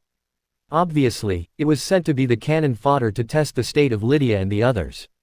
Looking at the dead iron-back wolf, Lydia breathed a sigh of relief. Her pale face was somewhat grateful. Compared with their previous calmness and self-confidence in Cabia City, the other people's magic robes were also a little damaged. Their hair was in a mess, and their faces were covered with a lot of dirt, making them look very embarrassed. My level 2 magic charms are used up. Nathan, the level 1 fire mage with overconfidence in his eyes previously, had his forehead covered with sweat at this time. The other earth mage said with a bitter smile, I have only 1 left. The others also showed the same expression. It was obvious that the same situation had happened. To deal with the magical beast of level 1, they used the magic charms of level 2. Tut, these people were really rich. As far as he knew, a magic charm of level 2 would cost about 10,000 gold coins. He roughly estimated that these 4 people had just put in more than 10 pieces of charms in total, which was equivalent to more than 100,000 gold coins. What's more, there were still many level 2 magic charms that haven't hit the iron-back wolf. What a group of spendthrifts. Sighing, Locke wasn't in a hurry. He leaned against the tree trunk and sat down to see how these people would deal with the danger. Puff. Athena also slowly descended from the air and sat on a tree trunk not far from Locke. She looked down at the battle scene below with great interest. Arad, Eric, be ready for defense. Nathan and I are in charge of the attack, and Lydia is in charge of support. Now we are gradually retreating to the north. Although they were besieged, Joanna was still calm and quickly came up with a solution. As long as your guards come over, will we be saved? Looking at the dangerous iron-back wolves around, Nathan wiped the sweat on his forehead and said with a dry throat. The others' eyes lit up as if they had grasped a life-saving straw. Yes, the 2 guards of Joanna were both level 4 mages. As long as the 2 could come over, they could solve the current predicament. You'd better not take any fluke. The giant ape of level 4 is very difficult to deal with. When they come over, we may have been dead. Therefore, we need to rely on ourselves. Staring at the level 3 iron-back wolves in the distance, Joanna said in a low voice with her eyes slightly darkened. Hearing this, the other 4 people's faces turned pale, and a trace of despair inevitably appeared in their hearts. Ouch. Get your favorite novels at novelb.com. At the same time, the Wolf King roared and gave an order of attack. Hearing the order of the Wolf King, the iron-back wolves rushed forward. Damn it! It's Iron-back Wolf of level 3. The old man, who was fighting with the giant ape, suddenly changed his expression when he heard the roar. Giant ape, I warn you again, let us go. Otherwise, Sir Marquis will definitely lead his troops to flatten the Chell Mountains of magical beasts. The old man warned loudly and anxiously. However, although the level 4 giant ape was intelligent enough to understand humans' words, it did not understand the humans' worldly wisdom. Facing the so-called threat, it was not afraid at all. It was even angrier and attacked more fiercely. On the other side of the forest, the battle had begun. Bang! Joanna quickly condensed a fireball in her hand and threw it at the nearest iron-back wolf. The iron-back wolf was just an ordinary beast and could not resist the attack of fireball at all. It was killed on the spot. Well, not bad. She is quick to react. Seeing that Joanna had condensed the next magic, Locke nodded and praised. Seeing that Joanna and others were still alive, the Ironback Wolf King seemed to be impatient and groaned. The two level 2 Ironback wolves beside him also rushed towards the direction of Joanna and others. Fortunately, at this time, Lydia and the others also reacted and hurriedly used the magic. Bang! Bang! However, they were only dozens of meters away from where they had been. Looking at the distance of retreat, even Joanna's face darkened. At the same time, she subconsciously pressed a ring on her middle finger. The ring was inlaid with a magnificent ruby. This ring was a spatial treasure that could store things. In the space of the gem, there was a level 3 magic charm that could save her life. As long as she used it, a transmission channel would be created and they would be transferred to another place. But now she was only a level 1 mage. With the current spirit power, she could only reluctantly activate the transmission charm and could not control the direction of the transmission. There were many dangers in the Chell Mountains of magical beasts. It was also extremely dangerous to use the teleportation charm rashly. If they were teleported to a place of the powerful magical beast, they would basically die in their current state. Locke, who was standing on a tree far away, couldn't help but shake his head and stand up. He could tell that they were almost unable to hold on. Ouch! Seeing that its men were all beaten back, the level 3 Ironback wolf in the distance seemed to be a little angry and roared towards the direction of Joanna. Cheer up! Seeing that the Ironback Wolf King had rushed over, Joanna reminded others loudly. Bang! All new chapters on November ELB.com. The stone wall made of the Earth Mage was smashed into pieces by the Wolf King. Seeing the Wolf King rushing over, Joanna's face changed slightly. She activated magic power in her body, and an arrow made of flames formed in front of her and shot at the Wolf King at the same time. The Wolf King jumped and dodged easily. Then it ran towards them again. Except for Joanna, the rest of them were completely stunned, and they didn't use magic. They had lived a stable life in the city since childhood, and had never experienced such a scene. Now they were even frightened to forget how to use magic. The level 3 Ironback wolf was less than 5 meters away from them. Its front legs extended forward and back legs slightly bent, making a posture to attack. Puff! Seeing the ferocious light in the Ironback wolf's eyes, Lydia's legs became weak and she fell to the ground. At the same time, the level 1 fire mage Nathan, who had boasted earlier, also looked deathly pale. On a tree trunk, Locke twisted his body and said with a faint smile, "It's time for me to do something." As for Joanna, she held the teleportation charm in her hand and began to type spirit power into it. She was also very clear about the current situation. There was still a chance of survival if she used the teleportation charm. If they stayed here, they would definitely die. The letters on the teleportation charm were gradually lit up. Seeing this, Joanna was finally relieved. She was confident that she could finish the teleportation before the Ironback wolf attacked. At this moment, she suddenly felt a powerful spirit power enveloping her. The spirit power instantly cut off the connection between her and the transmission charm, and the lit part of the transmission charm dimmed. Seeing this, Joanna's fair face turned livid directly. Why? Why did this happen? What was wrong with the powerful spirit power just now? Although she had a lot of doubts in her mind, she had no time to think at all, because the level 3 Ironback wolf had already jumped high, and its sharp tusks emitted a terrifying cold light. Am I dying? Looking at the Ironback wolf rushing over, Joanna laughed bitterly in despair. Suddenly, the sound of cutting through space came. She only saw a beam of light like a meteor streaking towards them.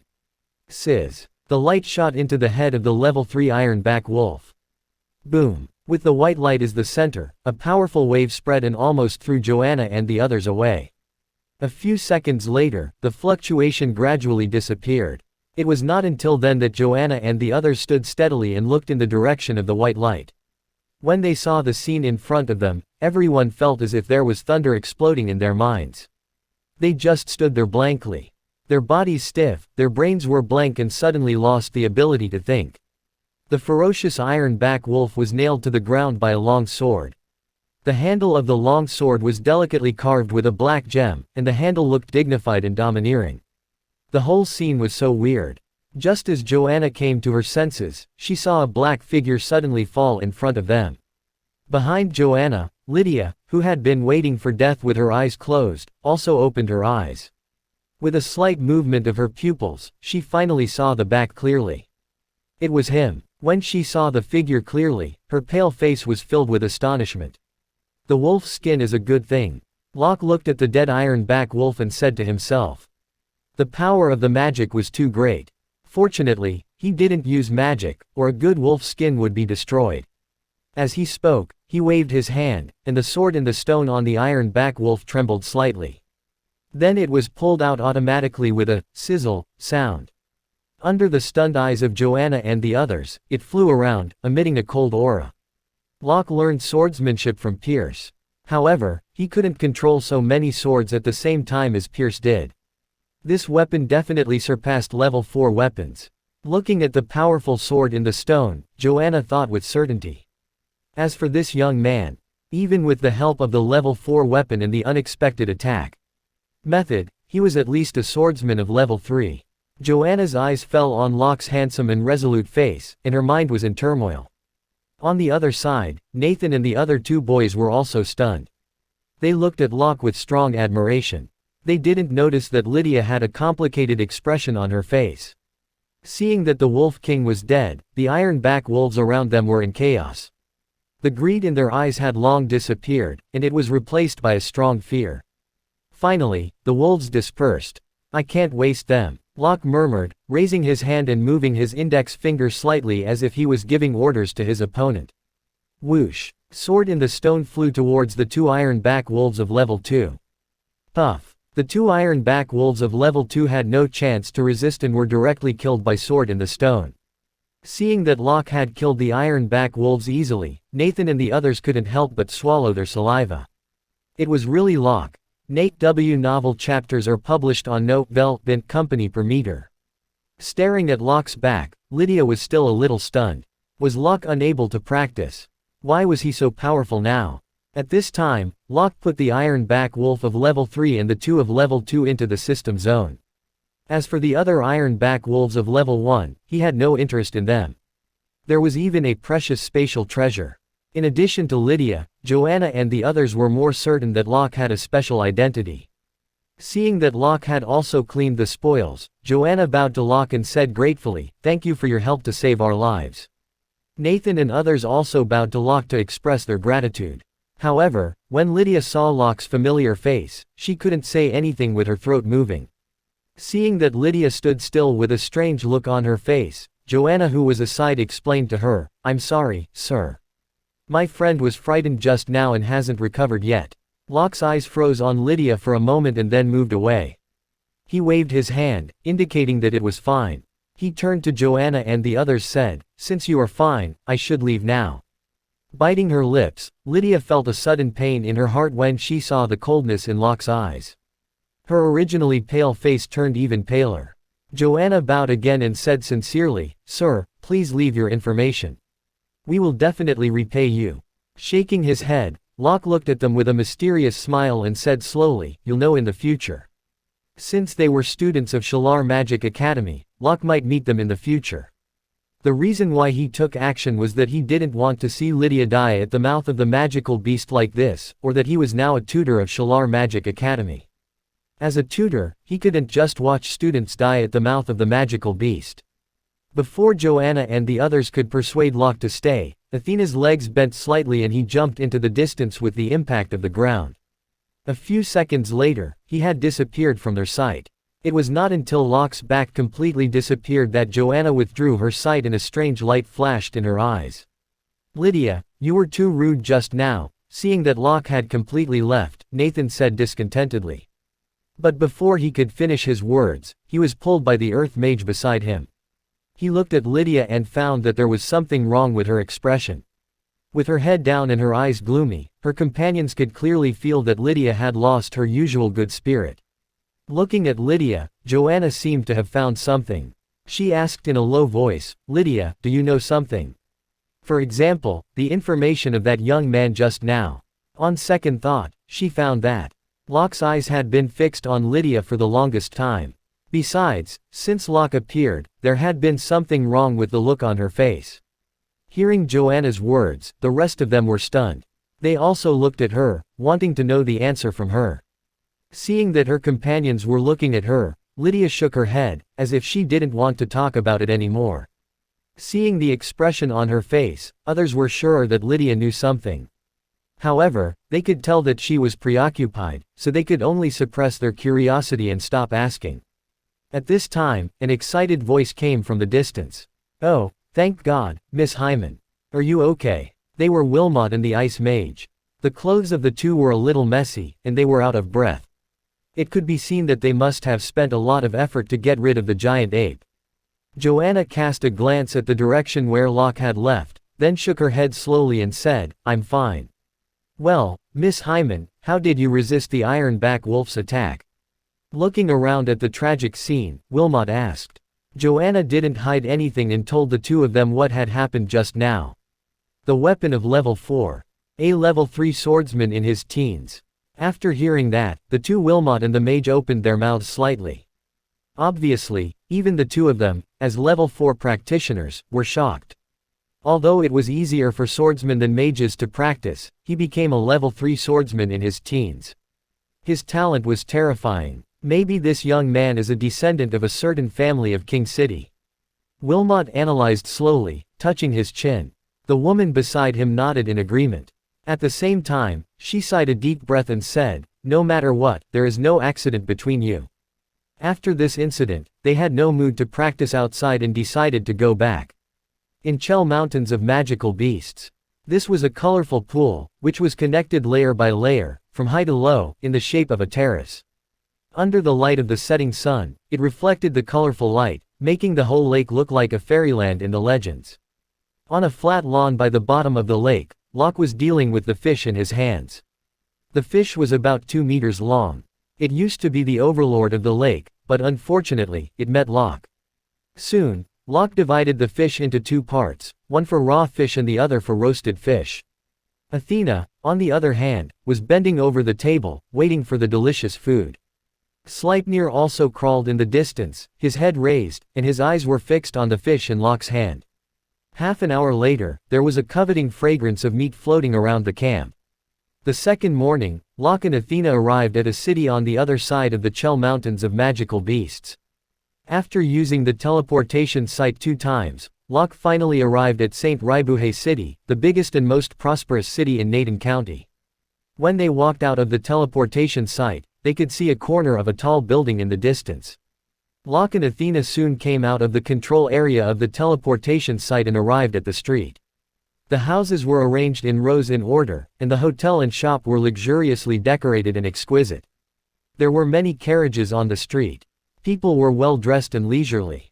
Even the commoners had a unique self-confidence that was different from that of the commoners in other cities. Up-to-dated from no VE per pound, IN, CO per meter. Looking at this prosperous scene, Locke sighed in his mind. He had come to this world for so many years, and it was the first time that he had seen such a prosperous scene. Of course, he just sighed in his mind. These buildings were still nothing compared to the hundreds of meters high buildings in Philadelphia in his previous life. Let's find someone to ask. Looking at the intertwined streets around, Locke felt a little headache and said to Athena helplessly, "Sir, what can I do for you?" Coincidentally, when Locke was about to ask someone about the way, a boy aged 12 or 13 years old came up to Locke and Athena. The boy's clothes were a little old, but they were clean. His face was pale and his figure was a little thin. Only his eyes looked very attractive. "Sir, I don't dare to say anything else, but I know clearly the distribution of buildings in St. Raibuhe City. If you are willing to pay me 10 silver coins, I can take you anywhere in St. Raibuhe City." The boy promised, patting his chest. Locke could tell that the boy must have done this kind of business a lot. However, they did need to be led the way, so he smiled and said, "Can you take us to the Shalar Magic Academy?" Hearing the words, Shalar Magic Academy, the boy's eyes lit up with admiration, and then his eyes dimmed again. But he still nodded quickly and said, "Don't worry, sir. No one knows the place better than I do." In this way, the boy took the task of leading the way. "Sir, my name is Guy Kenneth, you can just call me Guy." On the way, Guy turned around and warmly introduced himself. Locke also smiled and said to Guy, "Hello, Guy. My name is Locke Capet. This beautiful lady is called Athena. Dear Mr. Capet, are you going to study magic at the Shalar Magic Academy? Guy asked. Locke thought for a while and nodded with a smile, almost. That was why he came here. As for being a tutor, it was just a subsidiary. Hearing that Locke was really here to learn magic, Guy looked at him with admiration and then praised, "You are really something. You can even enter the powerful Shalar Magic Academy. I will also awaken magic talent next month. I will definitely be able to enter the Shalar Magic Academy," Guy said with a firm expression. "As long as you don't give up, I believe you will succeed." Locke seemed to see his own figure on Guy. Hearing Locke's words, Guy was a little excited. "Do you also think that I can wake up my magic talent?" Locke nodded seriously. "You are the first one to say this to me," Guy said, touched. Then, Guy continued to introduce the situation of the St. Ribuhe city to Locke and Athena more enthusiastically. Although the area of the county town was huge, it was not far from the Shalar Magic Academy to the teleportation site. 2 hours later, led by Guy, Locke and Athena arrived at the Shalar Magic Academy. On the whole buildings of the Shalar Magic Academy were decorated in the style of Baroque architecture. The exterior walls of buildings were decorated gorgeously and delicately carved, looking free and dynamic. There were intertwined curved surfaces and oval spaces between each building. "Well, Mr. Capet, here is the Shalar Magic Academy." Looking at the small square in front of them, Guy stopped and pointed at the statue in the middle of the square. His eyes were full of undisguised respect. Then he said to Locke, "Across the square, there are the buildings of the Shalar Magic Academy behind it. The statue in front of us is the famous Philemon, a level 6 mage." When she looked at the statue, Athena burst into laughter, and Locke couldn't help laughing. On the statue, the old man's face was solemn, and the mage robe was also raised slightly. His eyes looked into the distance as if he was pursuing the truth of magic. The whole statue gave people a sense of majesty and awe. It was hard to imagine that this statue was the same person as the old man in poor clothes in the Nariel Mountains of Magical Beasts. If I hadn't seen this old man myself, I would have been deceived by this statue. Locke couldn't help complaining. Athena also felt the same way. She smiled and said, "I didn't expect him to have such a glorious side." Had seen the mage before. Guy was stunned. It seemed that he didn't understand what Locke meant. It was the legendary level 6 mage. How could these two people say that they had seen him? At this time, Locke put his hand into his pocket, took out 10 silver coins from the system, and handed them to Guy. Seeing the shining silver coins, Guy came back to his senses and stopped thinking about what Locke meant. He took the silver coins in surprise and carefully put them into his bag. "Thank you, Mr. Capet," Guy said happily and then left. After Guy left, the two of them continued to walk towards the Shalar Magic Academy. Locke planned to go to the square first and then find a student to ask about the location of the Office of Academic Affairs. As the two went deeper, more and more students in magic robes came into view. Now Locke's face had already faded away from the green, and he exuded a masculine aura that was enough to attract young girls. Athena was beautiful, tall, and elegant, attracting the attention of young boys. The two of them walked together, forming a beautiful scenery line, and suddenly became the focus of the students in the Shalar Magic Academy. Locke Capet. Just as Locke and Athena were walking, an incredible voice came from the side of the two. Locke frowned and looked annoyed. With the divine sense, he knew who the party was at the first time.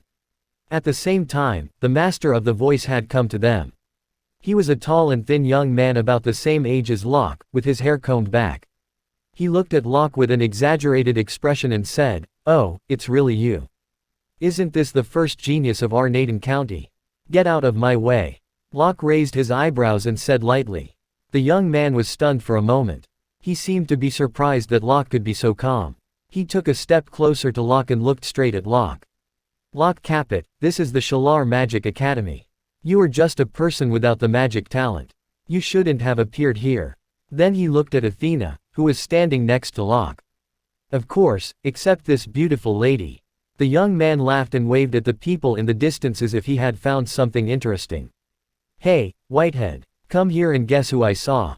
Hearing the boy's words, the noisy people talking in the distance also raised their heads and walked towards Locke and Athena. "Collins Myers, I'm sure you'll stay in the hospital for the next few months if you continue to stir up trouble." Looking at Collins, Locke said slowly, Ha ha. As if hearing a joke, Collins pointed at the logo of the gold mage on his chest and asked, "Locke Capet, do you see what's on my chest? A level 1 mage. This is the goal you will never achieve in your life." At this time, the people around them were also attracted by the quarrel here. Let me introduce him to you guys. This is Locke Capet, who used to be the first genius of Naden County. Now he seems to be the lord of a small territory. Hearing what Collins had said, the students of the Shalar Magic Academy began to whisper among themselves.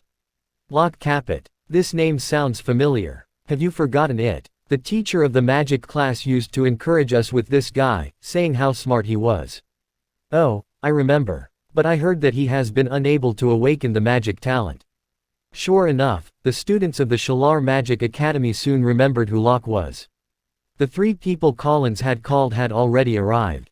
They stood in a row as if they were looking for trouble. At this time, Collins seemed to find that a person was missing in his team. He frowned slightly and asked the person beside him, "What is Church doing?" The other 3 looked around and didn't find Church. Or these guys courting death. In the corner far away, Church cursed in his mind. After the last lesson, he had learned his lesson and shouldn't have provoked Locke again. However, he didn't tell Collins and others that he had been taught a lesson by Locke. Otherwise, Collins might be afraid of Locke. Locke sighed at Athena. There are always people who want to be beaten up in this world. Beat him. Hearing Locke's disdainful words, Collins said to the people beside him with a fierce look on his face. He clenched his fists and walked towards Locke while saying. The other 3 followed Collins with snickers. They didn't use magic because they would be severely punished if they used magic to attack others without permission in the Shalar Magic Academy. Seeing Collins and others rushing over, Athena and Sleipnir took 2 steps back tacitly, as if Locke would deal with these people. Seeing that Athena kept a distance from Locke, Collins felt a little proud. Ha ha, it seemed that this beautiful lady was starting to dislike Locke. Locke Capet, I'll show you today. Before Collins could say anything, he saw a huge fist coming towards him between his eyebrows and the bridge of his nose. Ah! Collins screamed in the square. Hearing this shrill voice, the people around couldn't help but shiver. Their hair stood up, and their backs were a little cold. The 3 men who were about to fight were also shocked and froze in place for a moment. Fuck. Why don't you take action? The pain from his face almost made Collins faint. Enduring the piercing pain, he shouted at his companions beside him. Only then did those people come back to their senses. Seeing that Collins was beaten so badly, they were all angry and rushed towards Locke, waving their fists. Locke looked at them who were rushing towards him and smiled disdainfully. All of a sudden, punch, punch, ah. In just a few seconds, the 4 men fell to the ground, covering their faces and whining. Looking at them, many students around them covered their mouths and laughed. The 4 bullied the weak and feared the strong. It was obvious that they had offended a lot of people in the academy. Noticing the mocking eyes of his classmates around him, Collins's brain seemed to be bloodshot. He was burning with anger and suddenly struggled. With a crazy expression on his face, he said, "Locke Capet, go to hell." At the same time, the magic energy in front of him was gathered and soon formed a small golden sword. Without any hesitation, he stabbed his golden sword at Locke. The students who were watching the drama aside were also shocked. They didn't expect that Collins would dare to use magic directly. Watch out. A girl reminded Locke. Others couldn't help holding their breath, and some girls had already closed their eyes in fear. They didn't expect that Collins would be so bold to use magic. Locke snorted and didn't dodge. Instead, he walked up to the small golden sword and slapped it. Bang! The small golden sword was instantly smashed away, turning into traces of gold element energy. Everyone's eyes changed from worry at the beginning to shock, and finally, there was a trace of confusion. The level 1 golden magic was smashed into pieces like this. After getting rid of the small golden sword, Locke didn't stop but ran towards Collins directly. Puff. This time, Locke didn't show mercy. He kicked Collins in the chest. With the sound of breaking ribs, Collins flew out in a parabola and fell to the ground. His head tilted and he fainted directly. Sure enough, I knew I couldn't provoke this person. Seeing the miserable situation of Collins and the others, even the feet of Church in the distance were a little soft because of fear. He began to feel lucky that he did not do stupid things like Collins and the others. Swoosh. The students of the Shalar Magic Academy, who were watching, took a deep breath again as if they hadn't recovered from what had happened just now. After dealing with Collins, Locke walked towards the short-haired girl who had reminded him earlier. "Beautiful miss, may I know where the Office of Academic Affairs is?" Seeing Locke walking towards her, the short-haired girl was at a loss. After hearing Locke's question, she pointed to the path on the left side of the square. Locke looked in the direction the girl pointed and found a winding and deep path. He smiled and said, "Thank you." Hearing Locke's grateful voice, the girl lowered her head shyly. "Let's go. I have known the way." Locke walked up to Athena and said. The two of them walked towards the path leading to the Office of Academic Affairs without even looking at Collins and the others who were wailing on the ground and in a coma in the distance. It seemed that what had happened just now had nothing to do with them. Stop. However, before the two of them took 2 steps forward, they heard a sweet voice from the crowd. Locke turned around and saw a team of 6 people rushing over. 5 of them squatted down to check the situation of the injured. The last one was an icy girl. Seeing the girl, the others subconsciously shrank their heads, looking very afraid of her. The girl looked around and finally fixed her eyes on Locke. She asked in a low voice, "Did you guys have a conflict just now?" "Of course, it's obvious." Locke shrugged. Read latest chapters at NOVELB and Company per meter. Seeing Locke admit it, the girl said flatly, "Fighting is prohibited in the Shalar Magic Academy. No matter what the reason is, you have violated the rules. You need to come with us." While the girl was speaking, the man who had checked Collins's injury quickly walked up to her and said something in a low voice with a serious face. After saying that, the man took a look at Locke deeply. "Carry him out for treatment first," the girl ordered with a frown. The man nodded and asked someone to carry Collins down with him. Looking at Collins who was carried down, the girl who had reminded before struggled for a while, but finally stood out and said, "Miss Monica, I can prove that it was Collins who started it. Moreover, he used magic to attack others in the academy without permission. We can testify that Collins did make trouble first. Yes, Collins deserves it." Other students also stood out to testify. "I have known the situation. Collins will accept the punishment he deserves. But now, we still need this gentleman to go back with us and make a detailed registration." The girl who was called Monica nodded and said emotionlessly. Hearing Monica's words, Locke thought for a while, shook his head, and said, "Beautiful lady, I have more important things to do now." He was not interested in doing the registration now. You have to come with us." Staring at Locke with a firm attitude, Monica added, "You can rest assured that our law enforcement team is definitely justice and fair. As long as it is not your fault, we will not make things difficult for you." Seeing that there was no room for negotiation, the girl reminded Locke in a low voice, "Sir, although Miss Monica looks cold and arrogant, she is definitely an upright person. You should go with them." Locke nodded thankfully at the girl, indicating that he was clear. He turned his head to look at Monica. "Sorry, we're still not interested." Staring at Locke with unfriendly eyes, Monica's face turned colder and asked slowly, "Are you rejecting the proposal?" "What do you mean?" Locke rubbed his chin as if he was thinking about it seriously. Then he chuckled, "Maybe. Of course, I don't deny that being with a beautiful lady like you will make people happy." Just when everyone thought Locke was about to give in, his following words shocked everyone. "Is he flirting with Monica? Gee, this guy would be miserable. Originally, after going to take a record with Monica, maybe he could leave. But now, I'm afraid he will be severely punished. Alas, it's okay to mess with anyone, but he flirted the ice beauty, Monica." Several people far away exclaimed. They knew that Monica was a powerful level 2 ice mage, and the magic talent was only second to the current first genius of Naden County, James. Hearing Locke's words, Monica's tone turned colder. It was the first time that someone had turned her down since she was a child. Humph. She must teach the man in front of her a lesson. Her eyes turned cold and said lightly, "Since you don't want to cooperate, I'll take action personally." As she spoke, she gave off an extremely cold aura. Soon, a cloud of icy blue light was formed in her palm and she threw it at Locke. Crack. In the blink of an eye, Locke's feet were frozen and he lost the ability to move. How could he be subdued so easily? Although the expression on Monica's face didn't change, she was confused in her mind. Although she didn't see the fight between Locke and Collins, she could still feel the gold element in the air. Now that Locke could defeat Collins head-on, he wouldn't be bound so easily. Take them back. Although she was confused in her mind, Monica still turned around and said to a person beside her. Although Locke's legs were frozen, his face remained calm. He sighed, "I've wasted enough time." There was a hint of impatience in his tone. Crack. There was a crack on the ice on Locke's feet.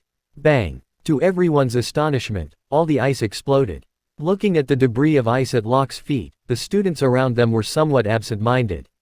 They didn't expect that Locke could break free from the magic of level. Sure enough, the party would not surrender so easily. Seeing that her magic was directly shattered by Locke, Monica's eyes darkened and the icy element in her body became more intense. Obviously, she was about to use the more powerful ice magic. Looking at cold Monica, Locke was not interested at all. There was an obvious impatience in his tone. "Old man, if you don't show up again, don't blame me for being ruthless." Old man. The students around were stunned and didn't understand what Locke meant. "Ha ha, Mr. Capet, you must be kidding. I just arrived." Just as everyone was at a loss, a bright voice rang out on the square. Following the voice, the students found that an old man had appeared in the distance. The old man wore a long white robe, which was inlaid with black array textures. His hair and beard had turned white, and he held a magic wand in his hand. Nate W. novel chapters are published on No. Bint Company per meter. At the sight of the old man, the ice element around Monica gradually stopped and finally completely disappeared. "Mr. Francis." The students shouted at the old man one after another. Looking at the trembling old man in the distance, their eyes were full of respect. Mallory Francis, the vice dean of the Shalar Magic Academy and the powerful level 5 wood mage, was the second strongest man of the Shalar Magic Academy besides the mysterious dean. Was the old man Locke Capet referred to Mr. Francis? The students were shocked when they recalled the conversation between Locke and Mallory. Locke also looked at Mallory who was walking towards him step by step. He didn't take Mallory as an old man who was about to die. Locke knew that although Mallory looked old and couldn't move freely, he felt a strong vitality in his body. Mallory had already walked up to Locke. He behaved in a special etiquette of the mage. "Mr. Capet, welcome to the Shalar Magic Academy. My name is Mallory, and I'm the vice dean of the Shalar Magic Academy." What? Locke Capet was going to join the Shalar Magic Academy. The students around were stunned and confused, and then they began to understand the meaning of Locke's words in their minds. Was Locke Capet going to be a student here? But from the beginning to the end, they didn't see Locke use magic. With a faint smile on his face, Locke said, "I thought Mr. Francis would like to watch the fun for a while." Ahem. A dry cough came out of Mallory's mouth. He was also shocked in his mind. He had already hidden his breath well, but he didn't expect that Locke was so smart to find him at once. "Let's go, Mr. Capet. We can talk about the detail in my office," Mallory invited with a smile.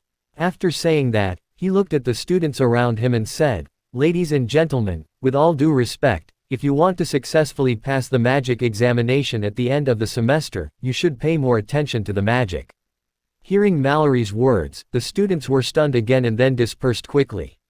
After a short while, there were only Locke and others left on the big square. "Monica, you also go back now. I'll take care of the rest," Mallory said to Monica in the distance with a smile. Monica cast a stern glance at Locke. She nodded and left. Looking at Monica's cold eyes, Locke touched the tip of his nose helplessly. He didn't seem to have offended Monica.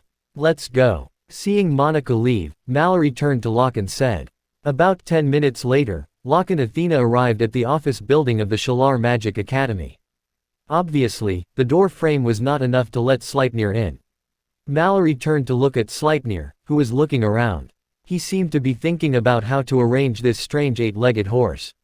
"Hey, old man, leave me alone," Sleipnir pouted and said. Mallory was stunned and looked at Sleipnir in surprise. But after all, he was a level 5 mage. After going through a lot of ups and downs, he quickly recovered. "The scenery of the Shalar Magic Academy is good. You can take a walk as you like." The office was not big, and there were all kinds of equipment. On the left side of the door was a desk, on which there was a feather pen, ink, an unfolding magic book, and a lamp. Behind the desk was a huge dark bookshelf, which was full of books. On the right was a small lounge, which was usually used to receive guests. Beside the lounge, there was a slightly high table, on which there were several exquisite porcelain bowls. Beckoning Locke and Athena to sit down on the chairs, Mallory slowly came to the high table beside the lounge and unhurriedly made coffee for the two of them. "Well, it tastes good, Mr. Francis," Locke praised after taking a sip. Hearing Locke's praise, Mallory was not modest at all.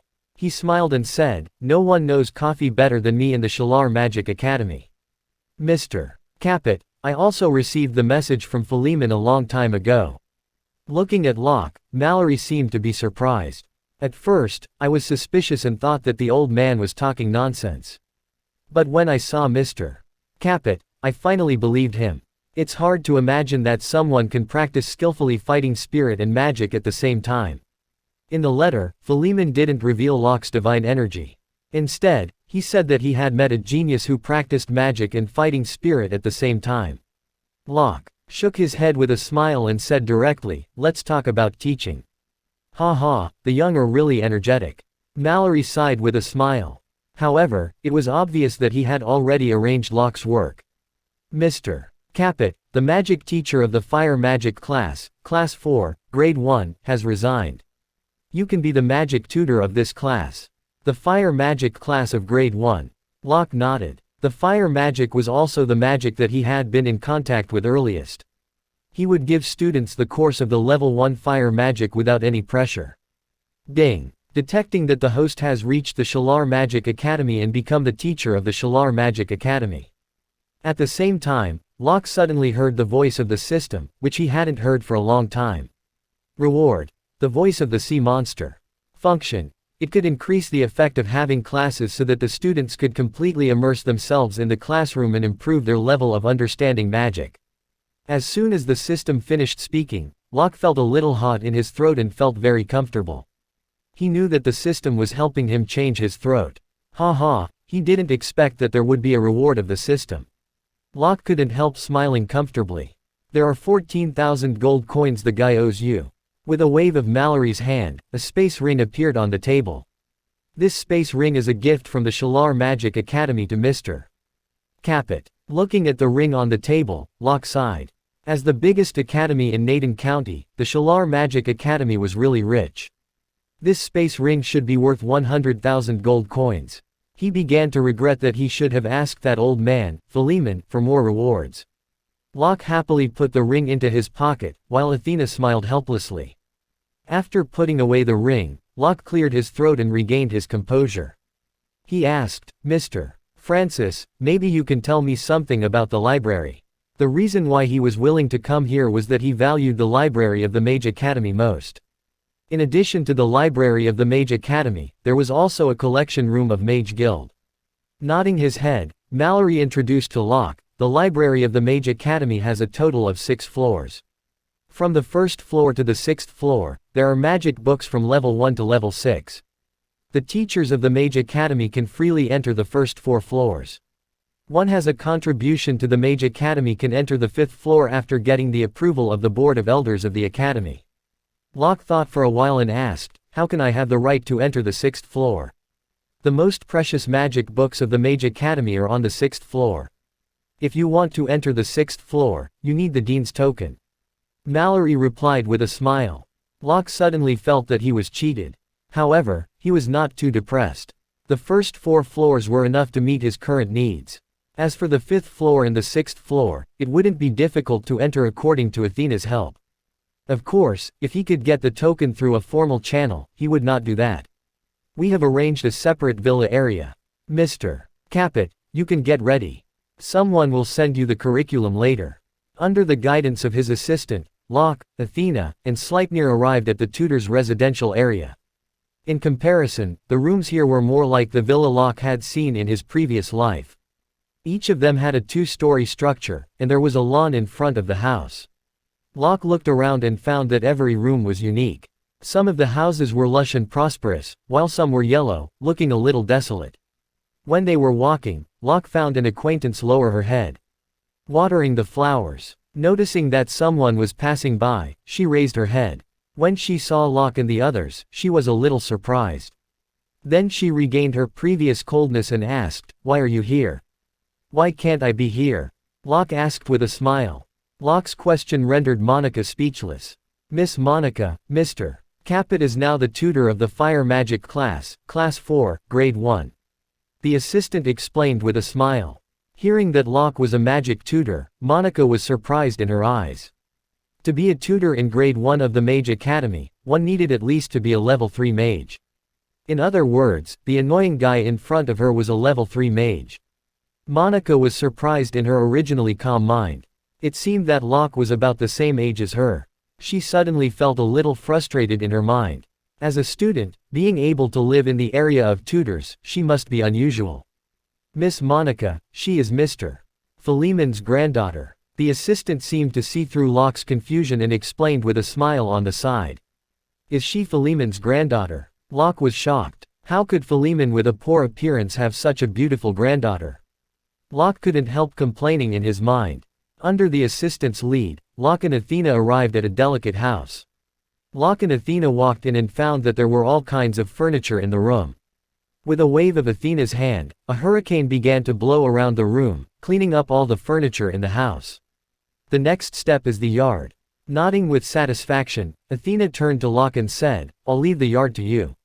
In the yard, Sword in the Stone was flying in the air, pruning the branches of a tree. Athena leaned against the chair leisurely. In the evening, an owl flew to the mailbox of the cabin and stuffed an envelope into it. Then it spread its wings and flew away. Athena stood up, took out the letter, and read it to Locke, who was removing weeds. "Distinguished Mr. Locke Caput, welcome to the Shalar Magic Academy." The main content of the letter, in addition to welcoming Locke, had some things to note about teaching in the academy. At the same time, there was also a schedule of classes attached. Locke looked at his class schedule and found that there were only 5 classes a week, which was not much and was in his acceptable range. After a while, an owl flew into the yard with 2 newspapers in its mouth. After it sent the newspapers to Locke and Athena, it flew away. This newspaper was very similar to the one Locke had seen in his previous life. It reported the major events that had happened in the academy. The only difference was that the pictures, which were like the screen of cell phones in the newspaper, could play flash. The first page of the newspaper reported the treatment of Collins and others. Collins was expelled for assaulting someone in the academy, which was bad in nature. The other 4 people were given a demerit punishment. A new tutor of the academy, a mysterious and powerful mage. What made Locke speechless was that there was news about him in the newspaper. Obviously, the author of the newspaper wanted to make an ambush. The page of the photo was a big question mark. It just said that there was a mage who joined the academy, but there was no name, practice, or other details. On the second morning, Locke got ready for class. However, he once again felt the freedom of Baroque architecture and was soon lost in the dazzling and dynamic buildings. In the classroom of Class 4, Grade 1 of the Fire Magic Teaching Building, there was a lively atmosphere. The students were excitedly talking about the strange things in the academy. The whole classroom was in the style of a hall. The steps were lowered in order, and the platform was at the bottom. In the second row of seats, a short-haired girl was attentively reading a magic book. Her calmness was incompatible with the noisy surroundings. The girl with short hair was the one who spoke for Locke. "Marcia, have you seen the academy newspaper last night? There will be a powerful mage in the academy. Didn't the tutor of our class leave? I can guarantee that this mage will be our new tutor." The girl with exploding hair pulled the girl called Marcia, who was concentrating on reading a magic book. Marcia raised her head confusedly and saw no one on the platform. She shook her head as if she was not interested in this topic. "I'm willing to exchange my luck in the next 2 weeks for a gentle and handsome teacher." The girl held her hands together and prayed expectantly. Just as the girl was praying, a piece of paper came over and hit her head. The girl was so angry that she glared at the man who threw the paper ball. "Bryce, do you want to be beaten? Ha ha, Cindy, I'm breaking your unrealistic fantasy." Bryce was not afraid at all. He curled his lips and said, "The lowest teacher in the academy is the level 3 mage. The newspaper said that he is a powerful mage. In this way, this new tutor should be a level 4 mage. To become a level 4 mage, at least 30 or 40 years old. An uncle with 30 or 40 years old. Cindy, your taste is unique.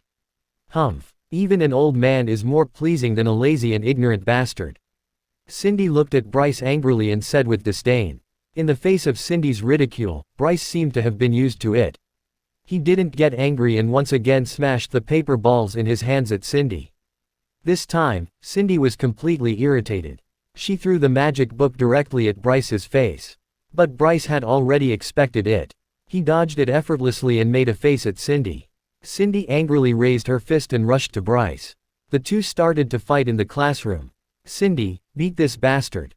Bryce, did you spend too much time with Miss Bosley last night? Why can't you beat a girl?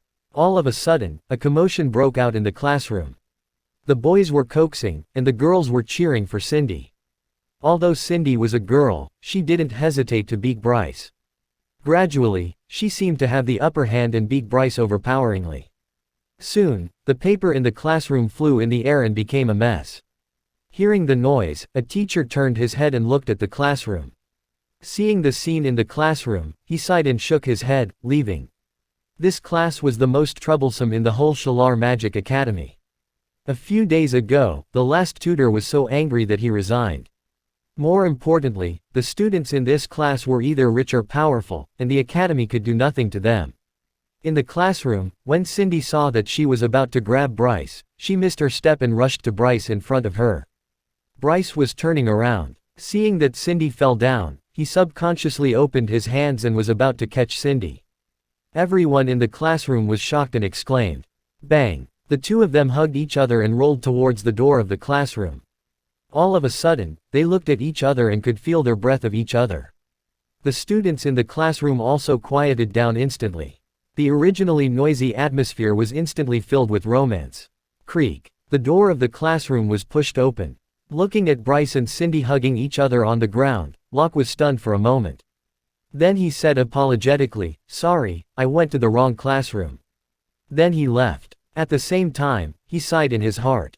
The students of the Shalar Magic Academy were indeed open.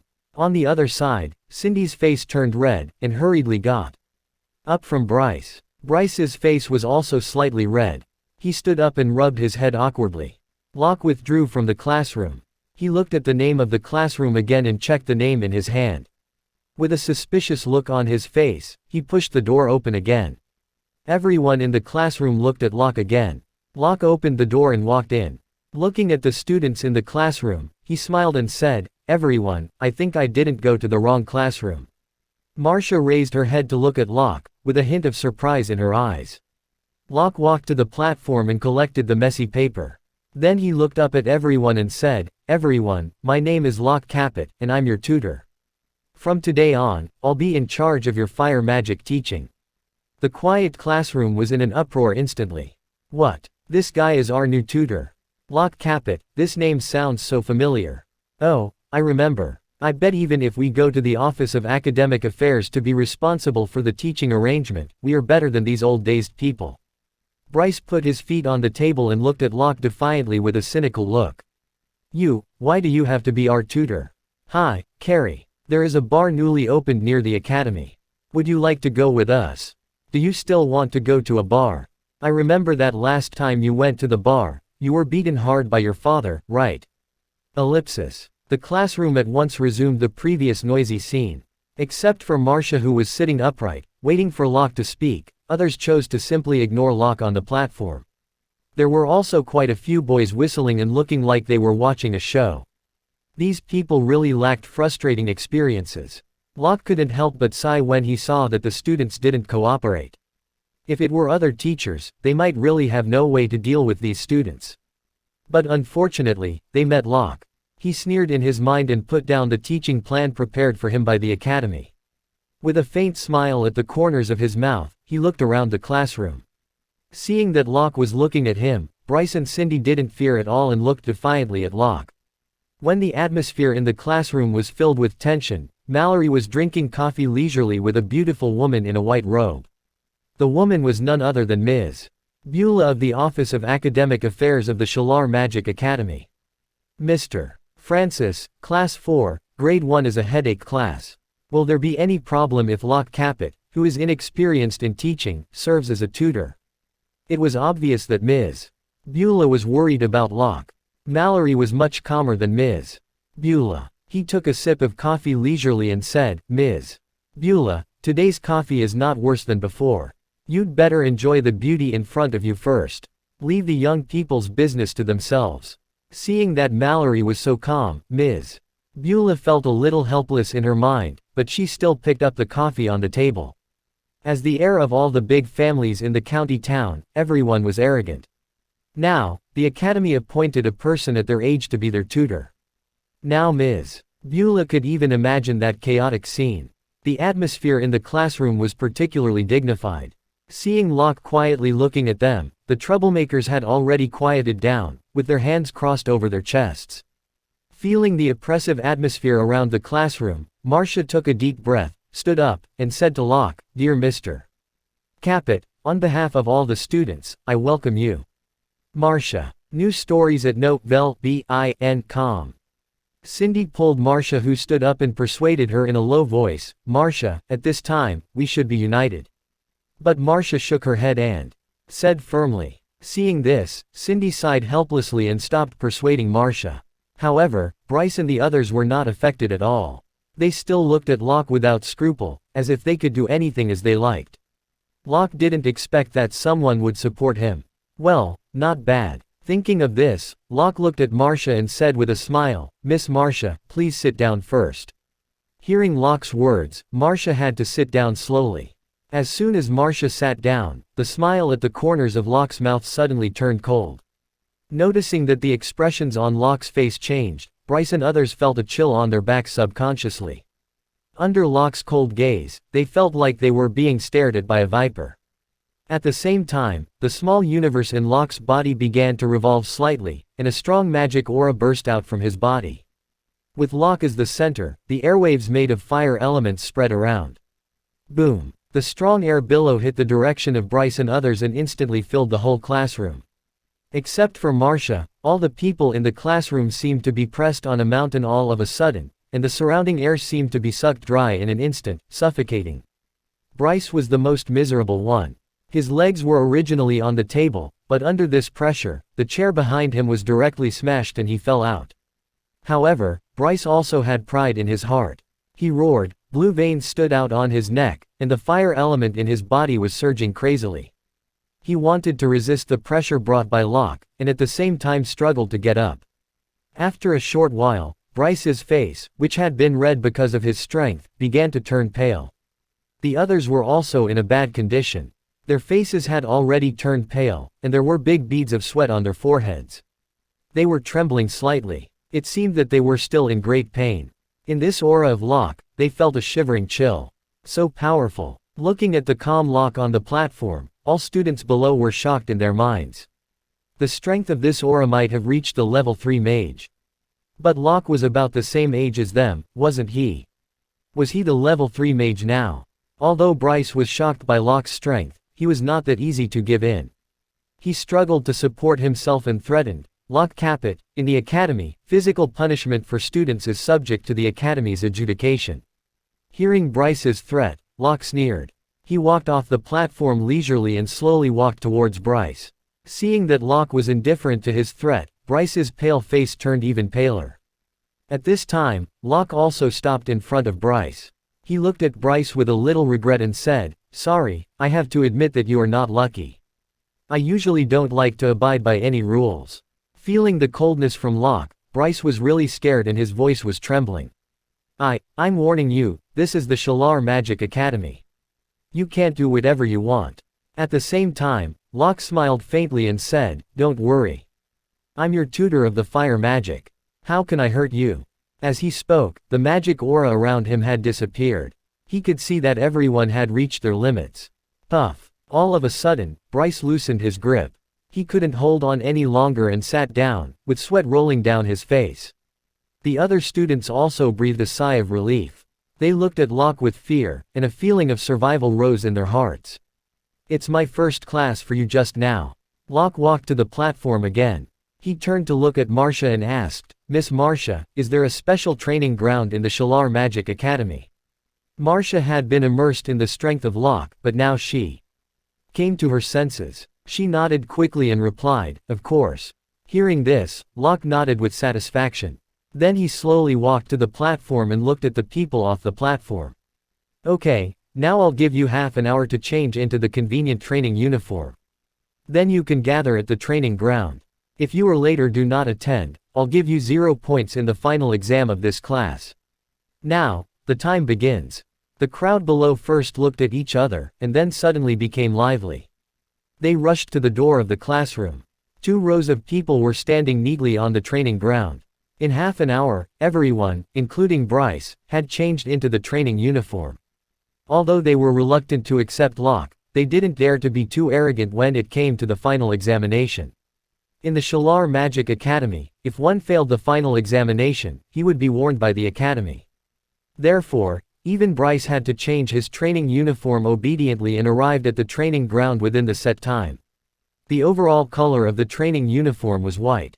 Compared to the usual academy uniform, the training uniform was more convenient, concise and was suitable for ordinary magic training. Because most of the magic classes usually carried out magic training. In order to avoid the interplay, each training ground was separated. The walls around the training ground were professionally reinforced and were covered with defensive arrays. However, Locke had gathered all the people in the training ground and didn't intend to teach magic.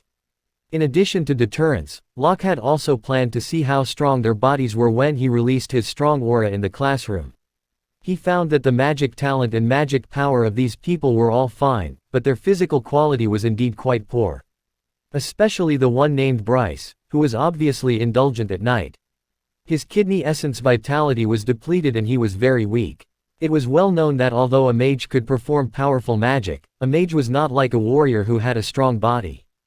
But the body was just a vessel of energy, and only a strong body could contain more magic energy.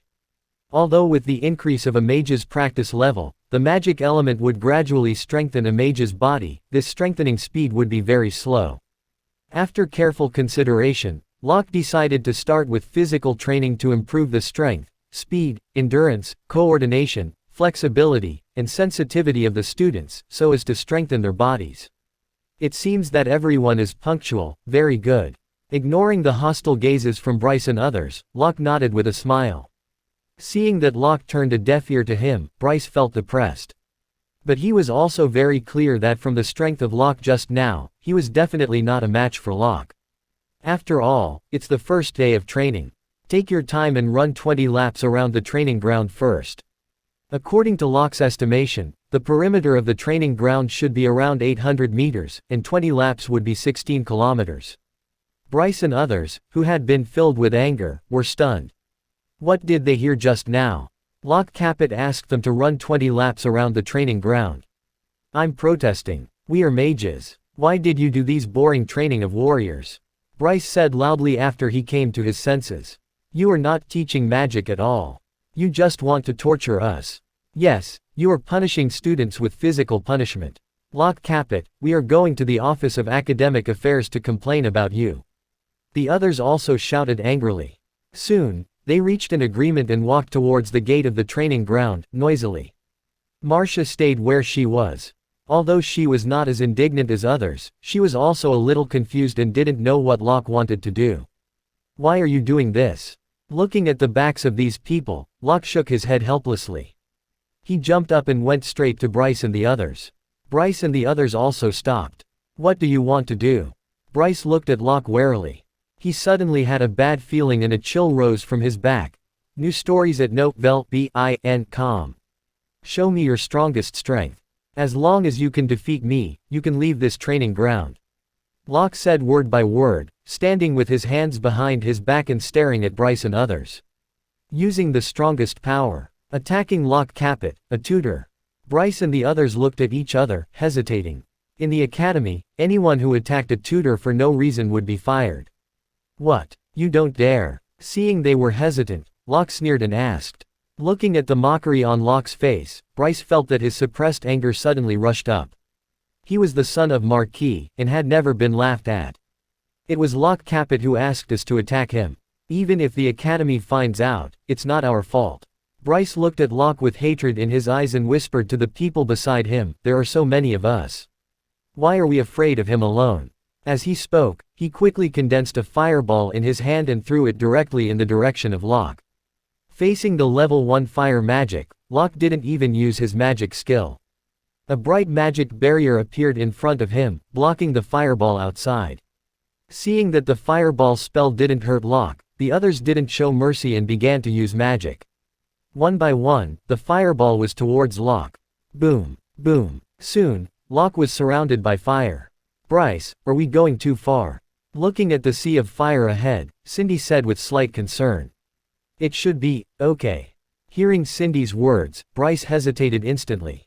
If someone was killed, it would be a big deal. He carefully stared at the sea of fire, looking for Locke's figure, and wanted to see how Locke was now. At the same time, Bryce's pupils suddenly moved. In his pupils, he saw a black figure rushing out of the sea of fire. The black figure grew larger quickly, and then he felt a pain in his chest and flew out. Locke suddenly appeared and kicked Bryce away.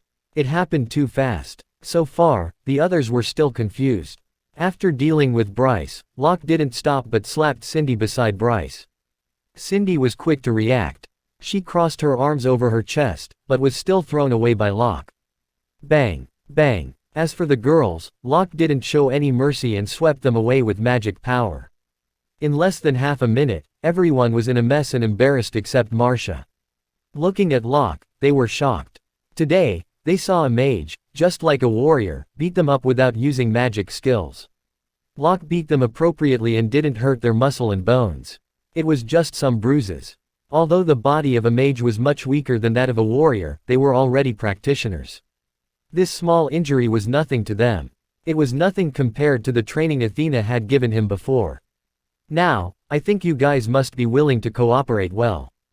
Glancing at injured Bryce and the others, Locke clapped his hands and the corners of his mouth rose slightly. Bryce raised his head and opened his mouth, but in the end, he gave up. Since everyone has no objection, seeing that no one spoke, Locke nodded with satisfaction. Then he said in a low voice, "Now, let's begin." After only 8 laps, the students began to pant and sweat profusely. Whoosh, whoosh. At this time, Bryce was already at the back of the line. "No, I really can't," Bryce said, breathlessly, bending over and putting his hands on his knees. At the same time, he only heard a whoosh, as if something was flying over. Bang! A big hole appeared on the ground beside Bryce. He turned his head stiffly and looked at the big pit near him, which was still smoking. He swallowed subconsciously. If the fireball was closer to 10 centimeters, he might have been burned to ashes. "I can assure you that if you continue to park here, the fireball will hit you precisely next time." Locke's voice reached Bryce's ears when he still was fearful. The others were also attracted by the loud noise and stopped. When they saw the broken earth beside Bryce, they immediately felt a little scared. They didn't expect Locke to be so cruel. "You win." Cursing in his heart, Bryce held his breath and continued to run. Seeing this, the others also moved quickly and were afraid of being favored by Locke's fireball. Under the threat of Locke, Bryce soon caught up with the team. An hour later, puff, Bryce, who staggered behind the team, collapsed to the ground. "This time, I really can't." This time, Locke didn't urge him anymore. He could tell that Bryce had reached his limit. Another 10 minutes passed, and there were fewer and fewer people in the team. At last, only Marcia was left. However, Marcia only held on for one more lap than the others, and finally, she couldn't hold on any longer. Locke gave them 10 minutes to rest. Although no one has successfully completed the training today, it's still a perfect beginning. From today on, I will give you physical training. When your physical fitness reaches a certain level, I will teach you the corresponding magic skills. So, today is just a beginning, Locke said loudly, looking at Bryce and others who were sweating. As soon as he finished his words, the crowd burst into an uproar. "Do you mean that we will have such kind of training in the future?" Looking at Locke, Bryce asked with difficulty. Only one morning was enough to torture him. If this would happen as usual, he would rather die. "Congratulations. You're right." Locke nodded with a smile. "Mr. Capet, we are mages. Why do we have to receive the training of warriors and swordsmen?" Marcia, who was at the front of the line, asked in confusion. Because of the sweat, a few strands of golden hair stuck to her forehead, and her pale face was also a little red, looking pitiful. Locke had already guessed that the students would ask this question, so he patiently explained. Whether it is a mage, swordsman, warrior, or knight, they gather the energy scattered in the air into their bodies through the spirit power. In the battle, we will use this power to defeat the enemy. According to the usual system of practice, mages didn't need to refine body through physical training, because the magic element in our body will transform our body. With the improvement of the level of mages, our body will naturally become stronger. But I have to tell you that the body is the source of strength. Only when our body becomes stronger can we store more magic elements. However, many people sniffed at Locke's explanation. It was known that the magic practice system of Icacia continent was verified by countless powerful grand mages. The most important thing was magic. First practicing magic, and then refining body through the magic element. Did Locke think he was stronger than those powerful mages? Seeing the expressions on the students' faces, Locke just smiled faintly in his mind. He had explained everything that should be explained. Next, he only needed to attend 5 classes. He didn't forget that he came to the Mage Academy mainly to study magic books. Well, the morning training is over. Locke didn't explain too much. He waved his hand, indicating that everyone could leave. We'll still gather at the training ground this afternoon. Hearing Locke's order to dismiss, Bryce gave Locke a ferocious look and then walked towards the training ground with Cindy supporting each other. When he was more than 10 meters away from Locke, he said indignantly, "Let's go to the Office of Academic Affairs to complain about him at noon." "Let's go together." "Yes, complain him," others echoed as they rubbed their aching arms. Locke couldn't help laughing when he heard the whispers of the crowd. "Complaining about me? Whatever. Anyway, I had been a tutor as agreed.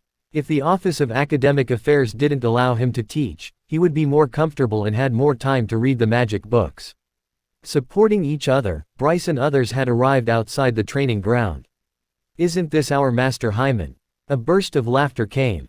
Several boys in uniforms of Mage Academy came over.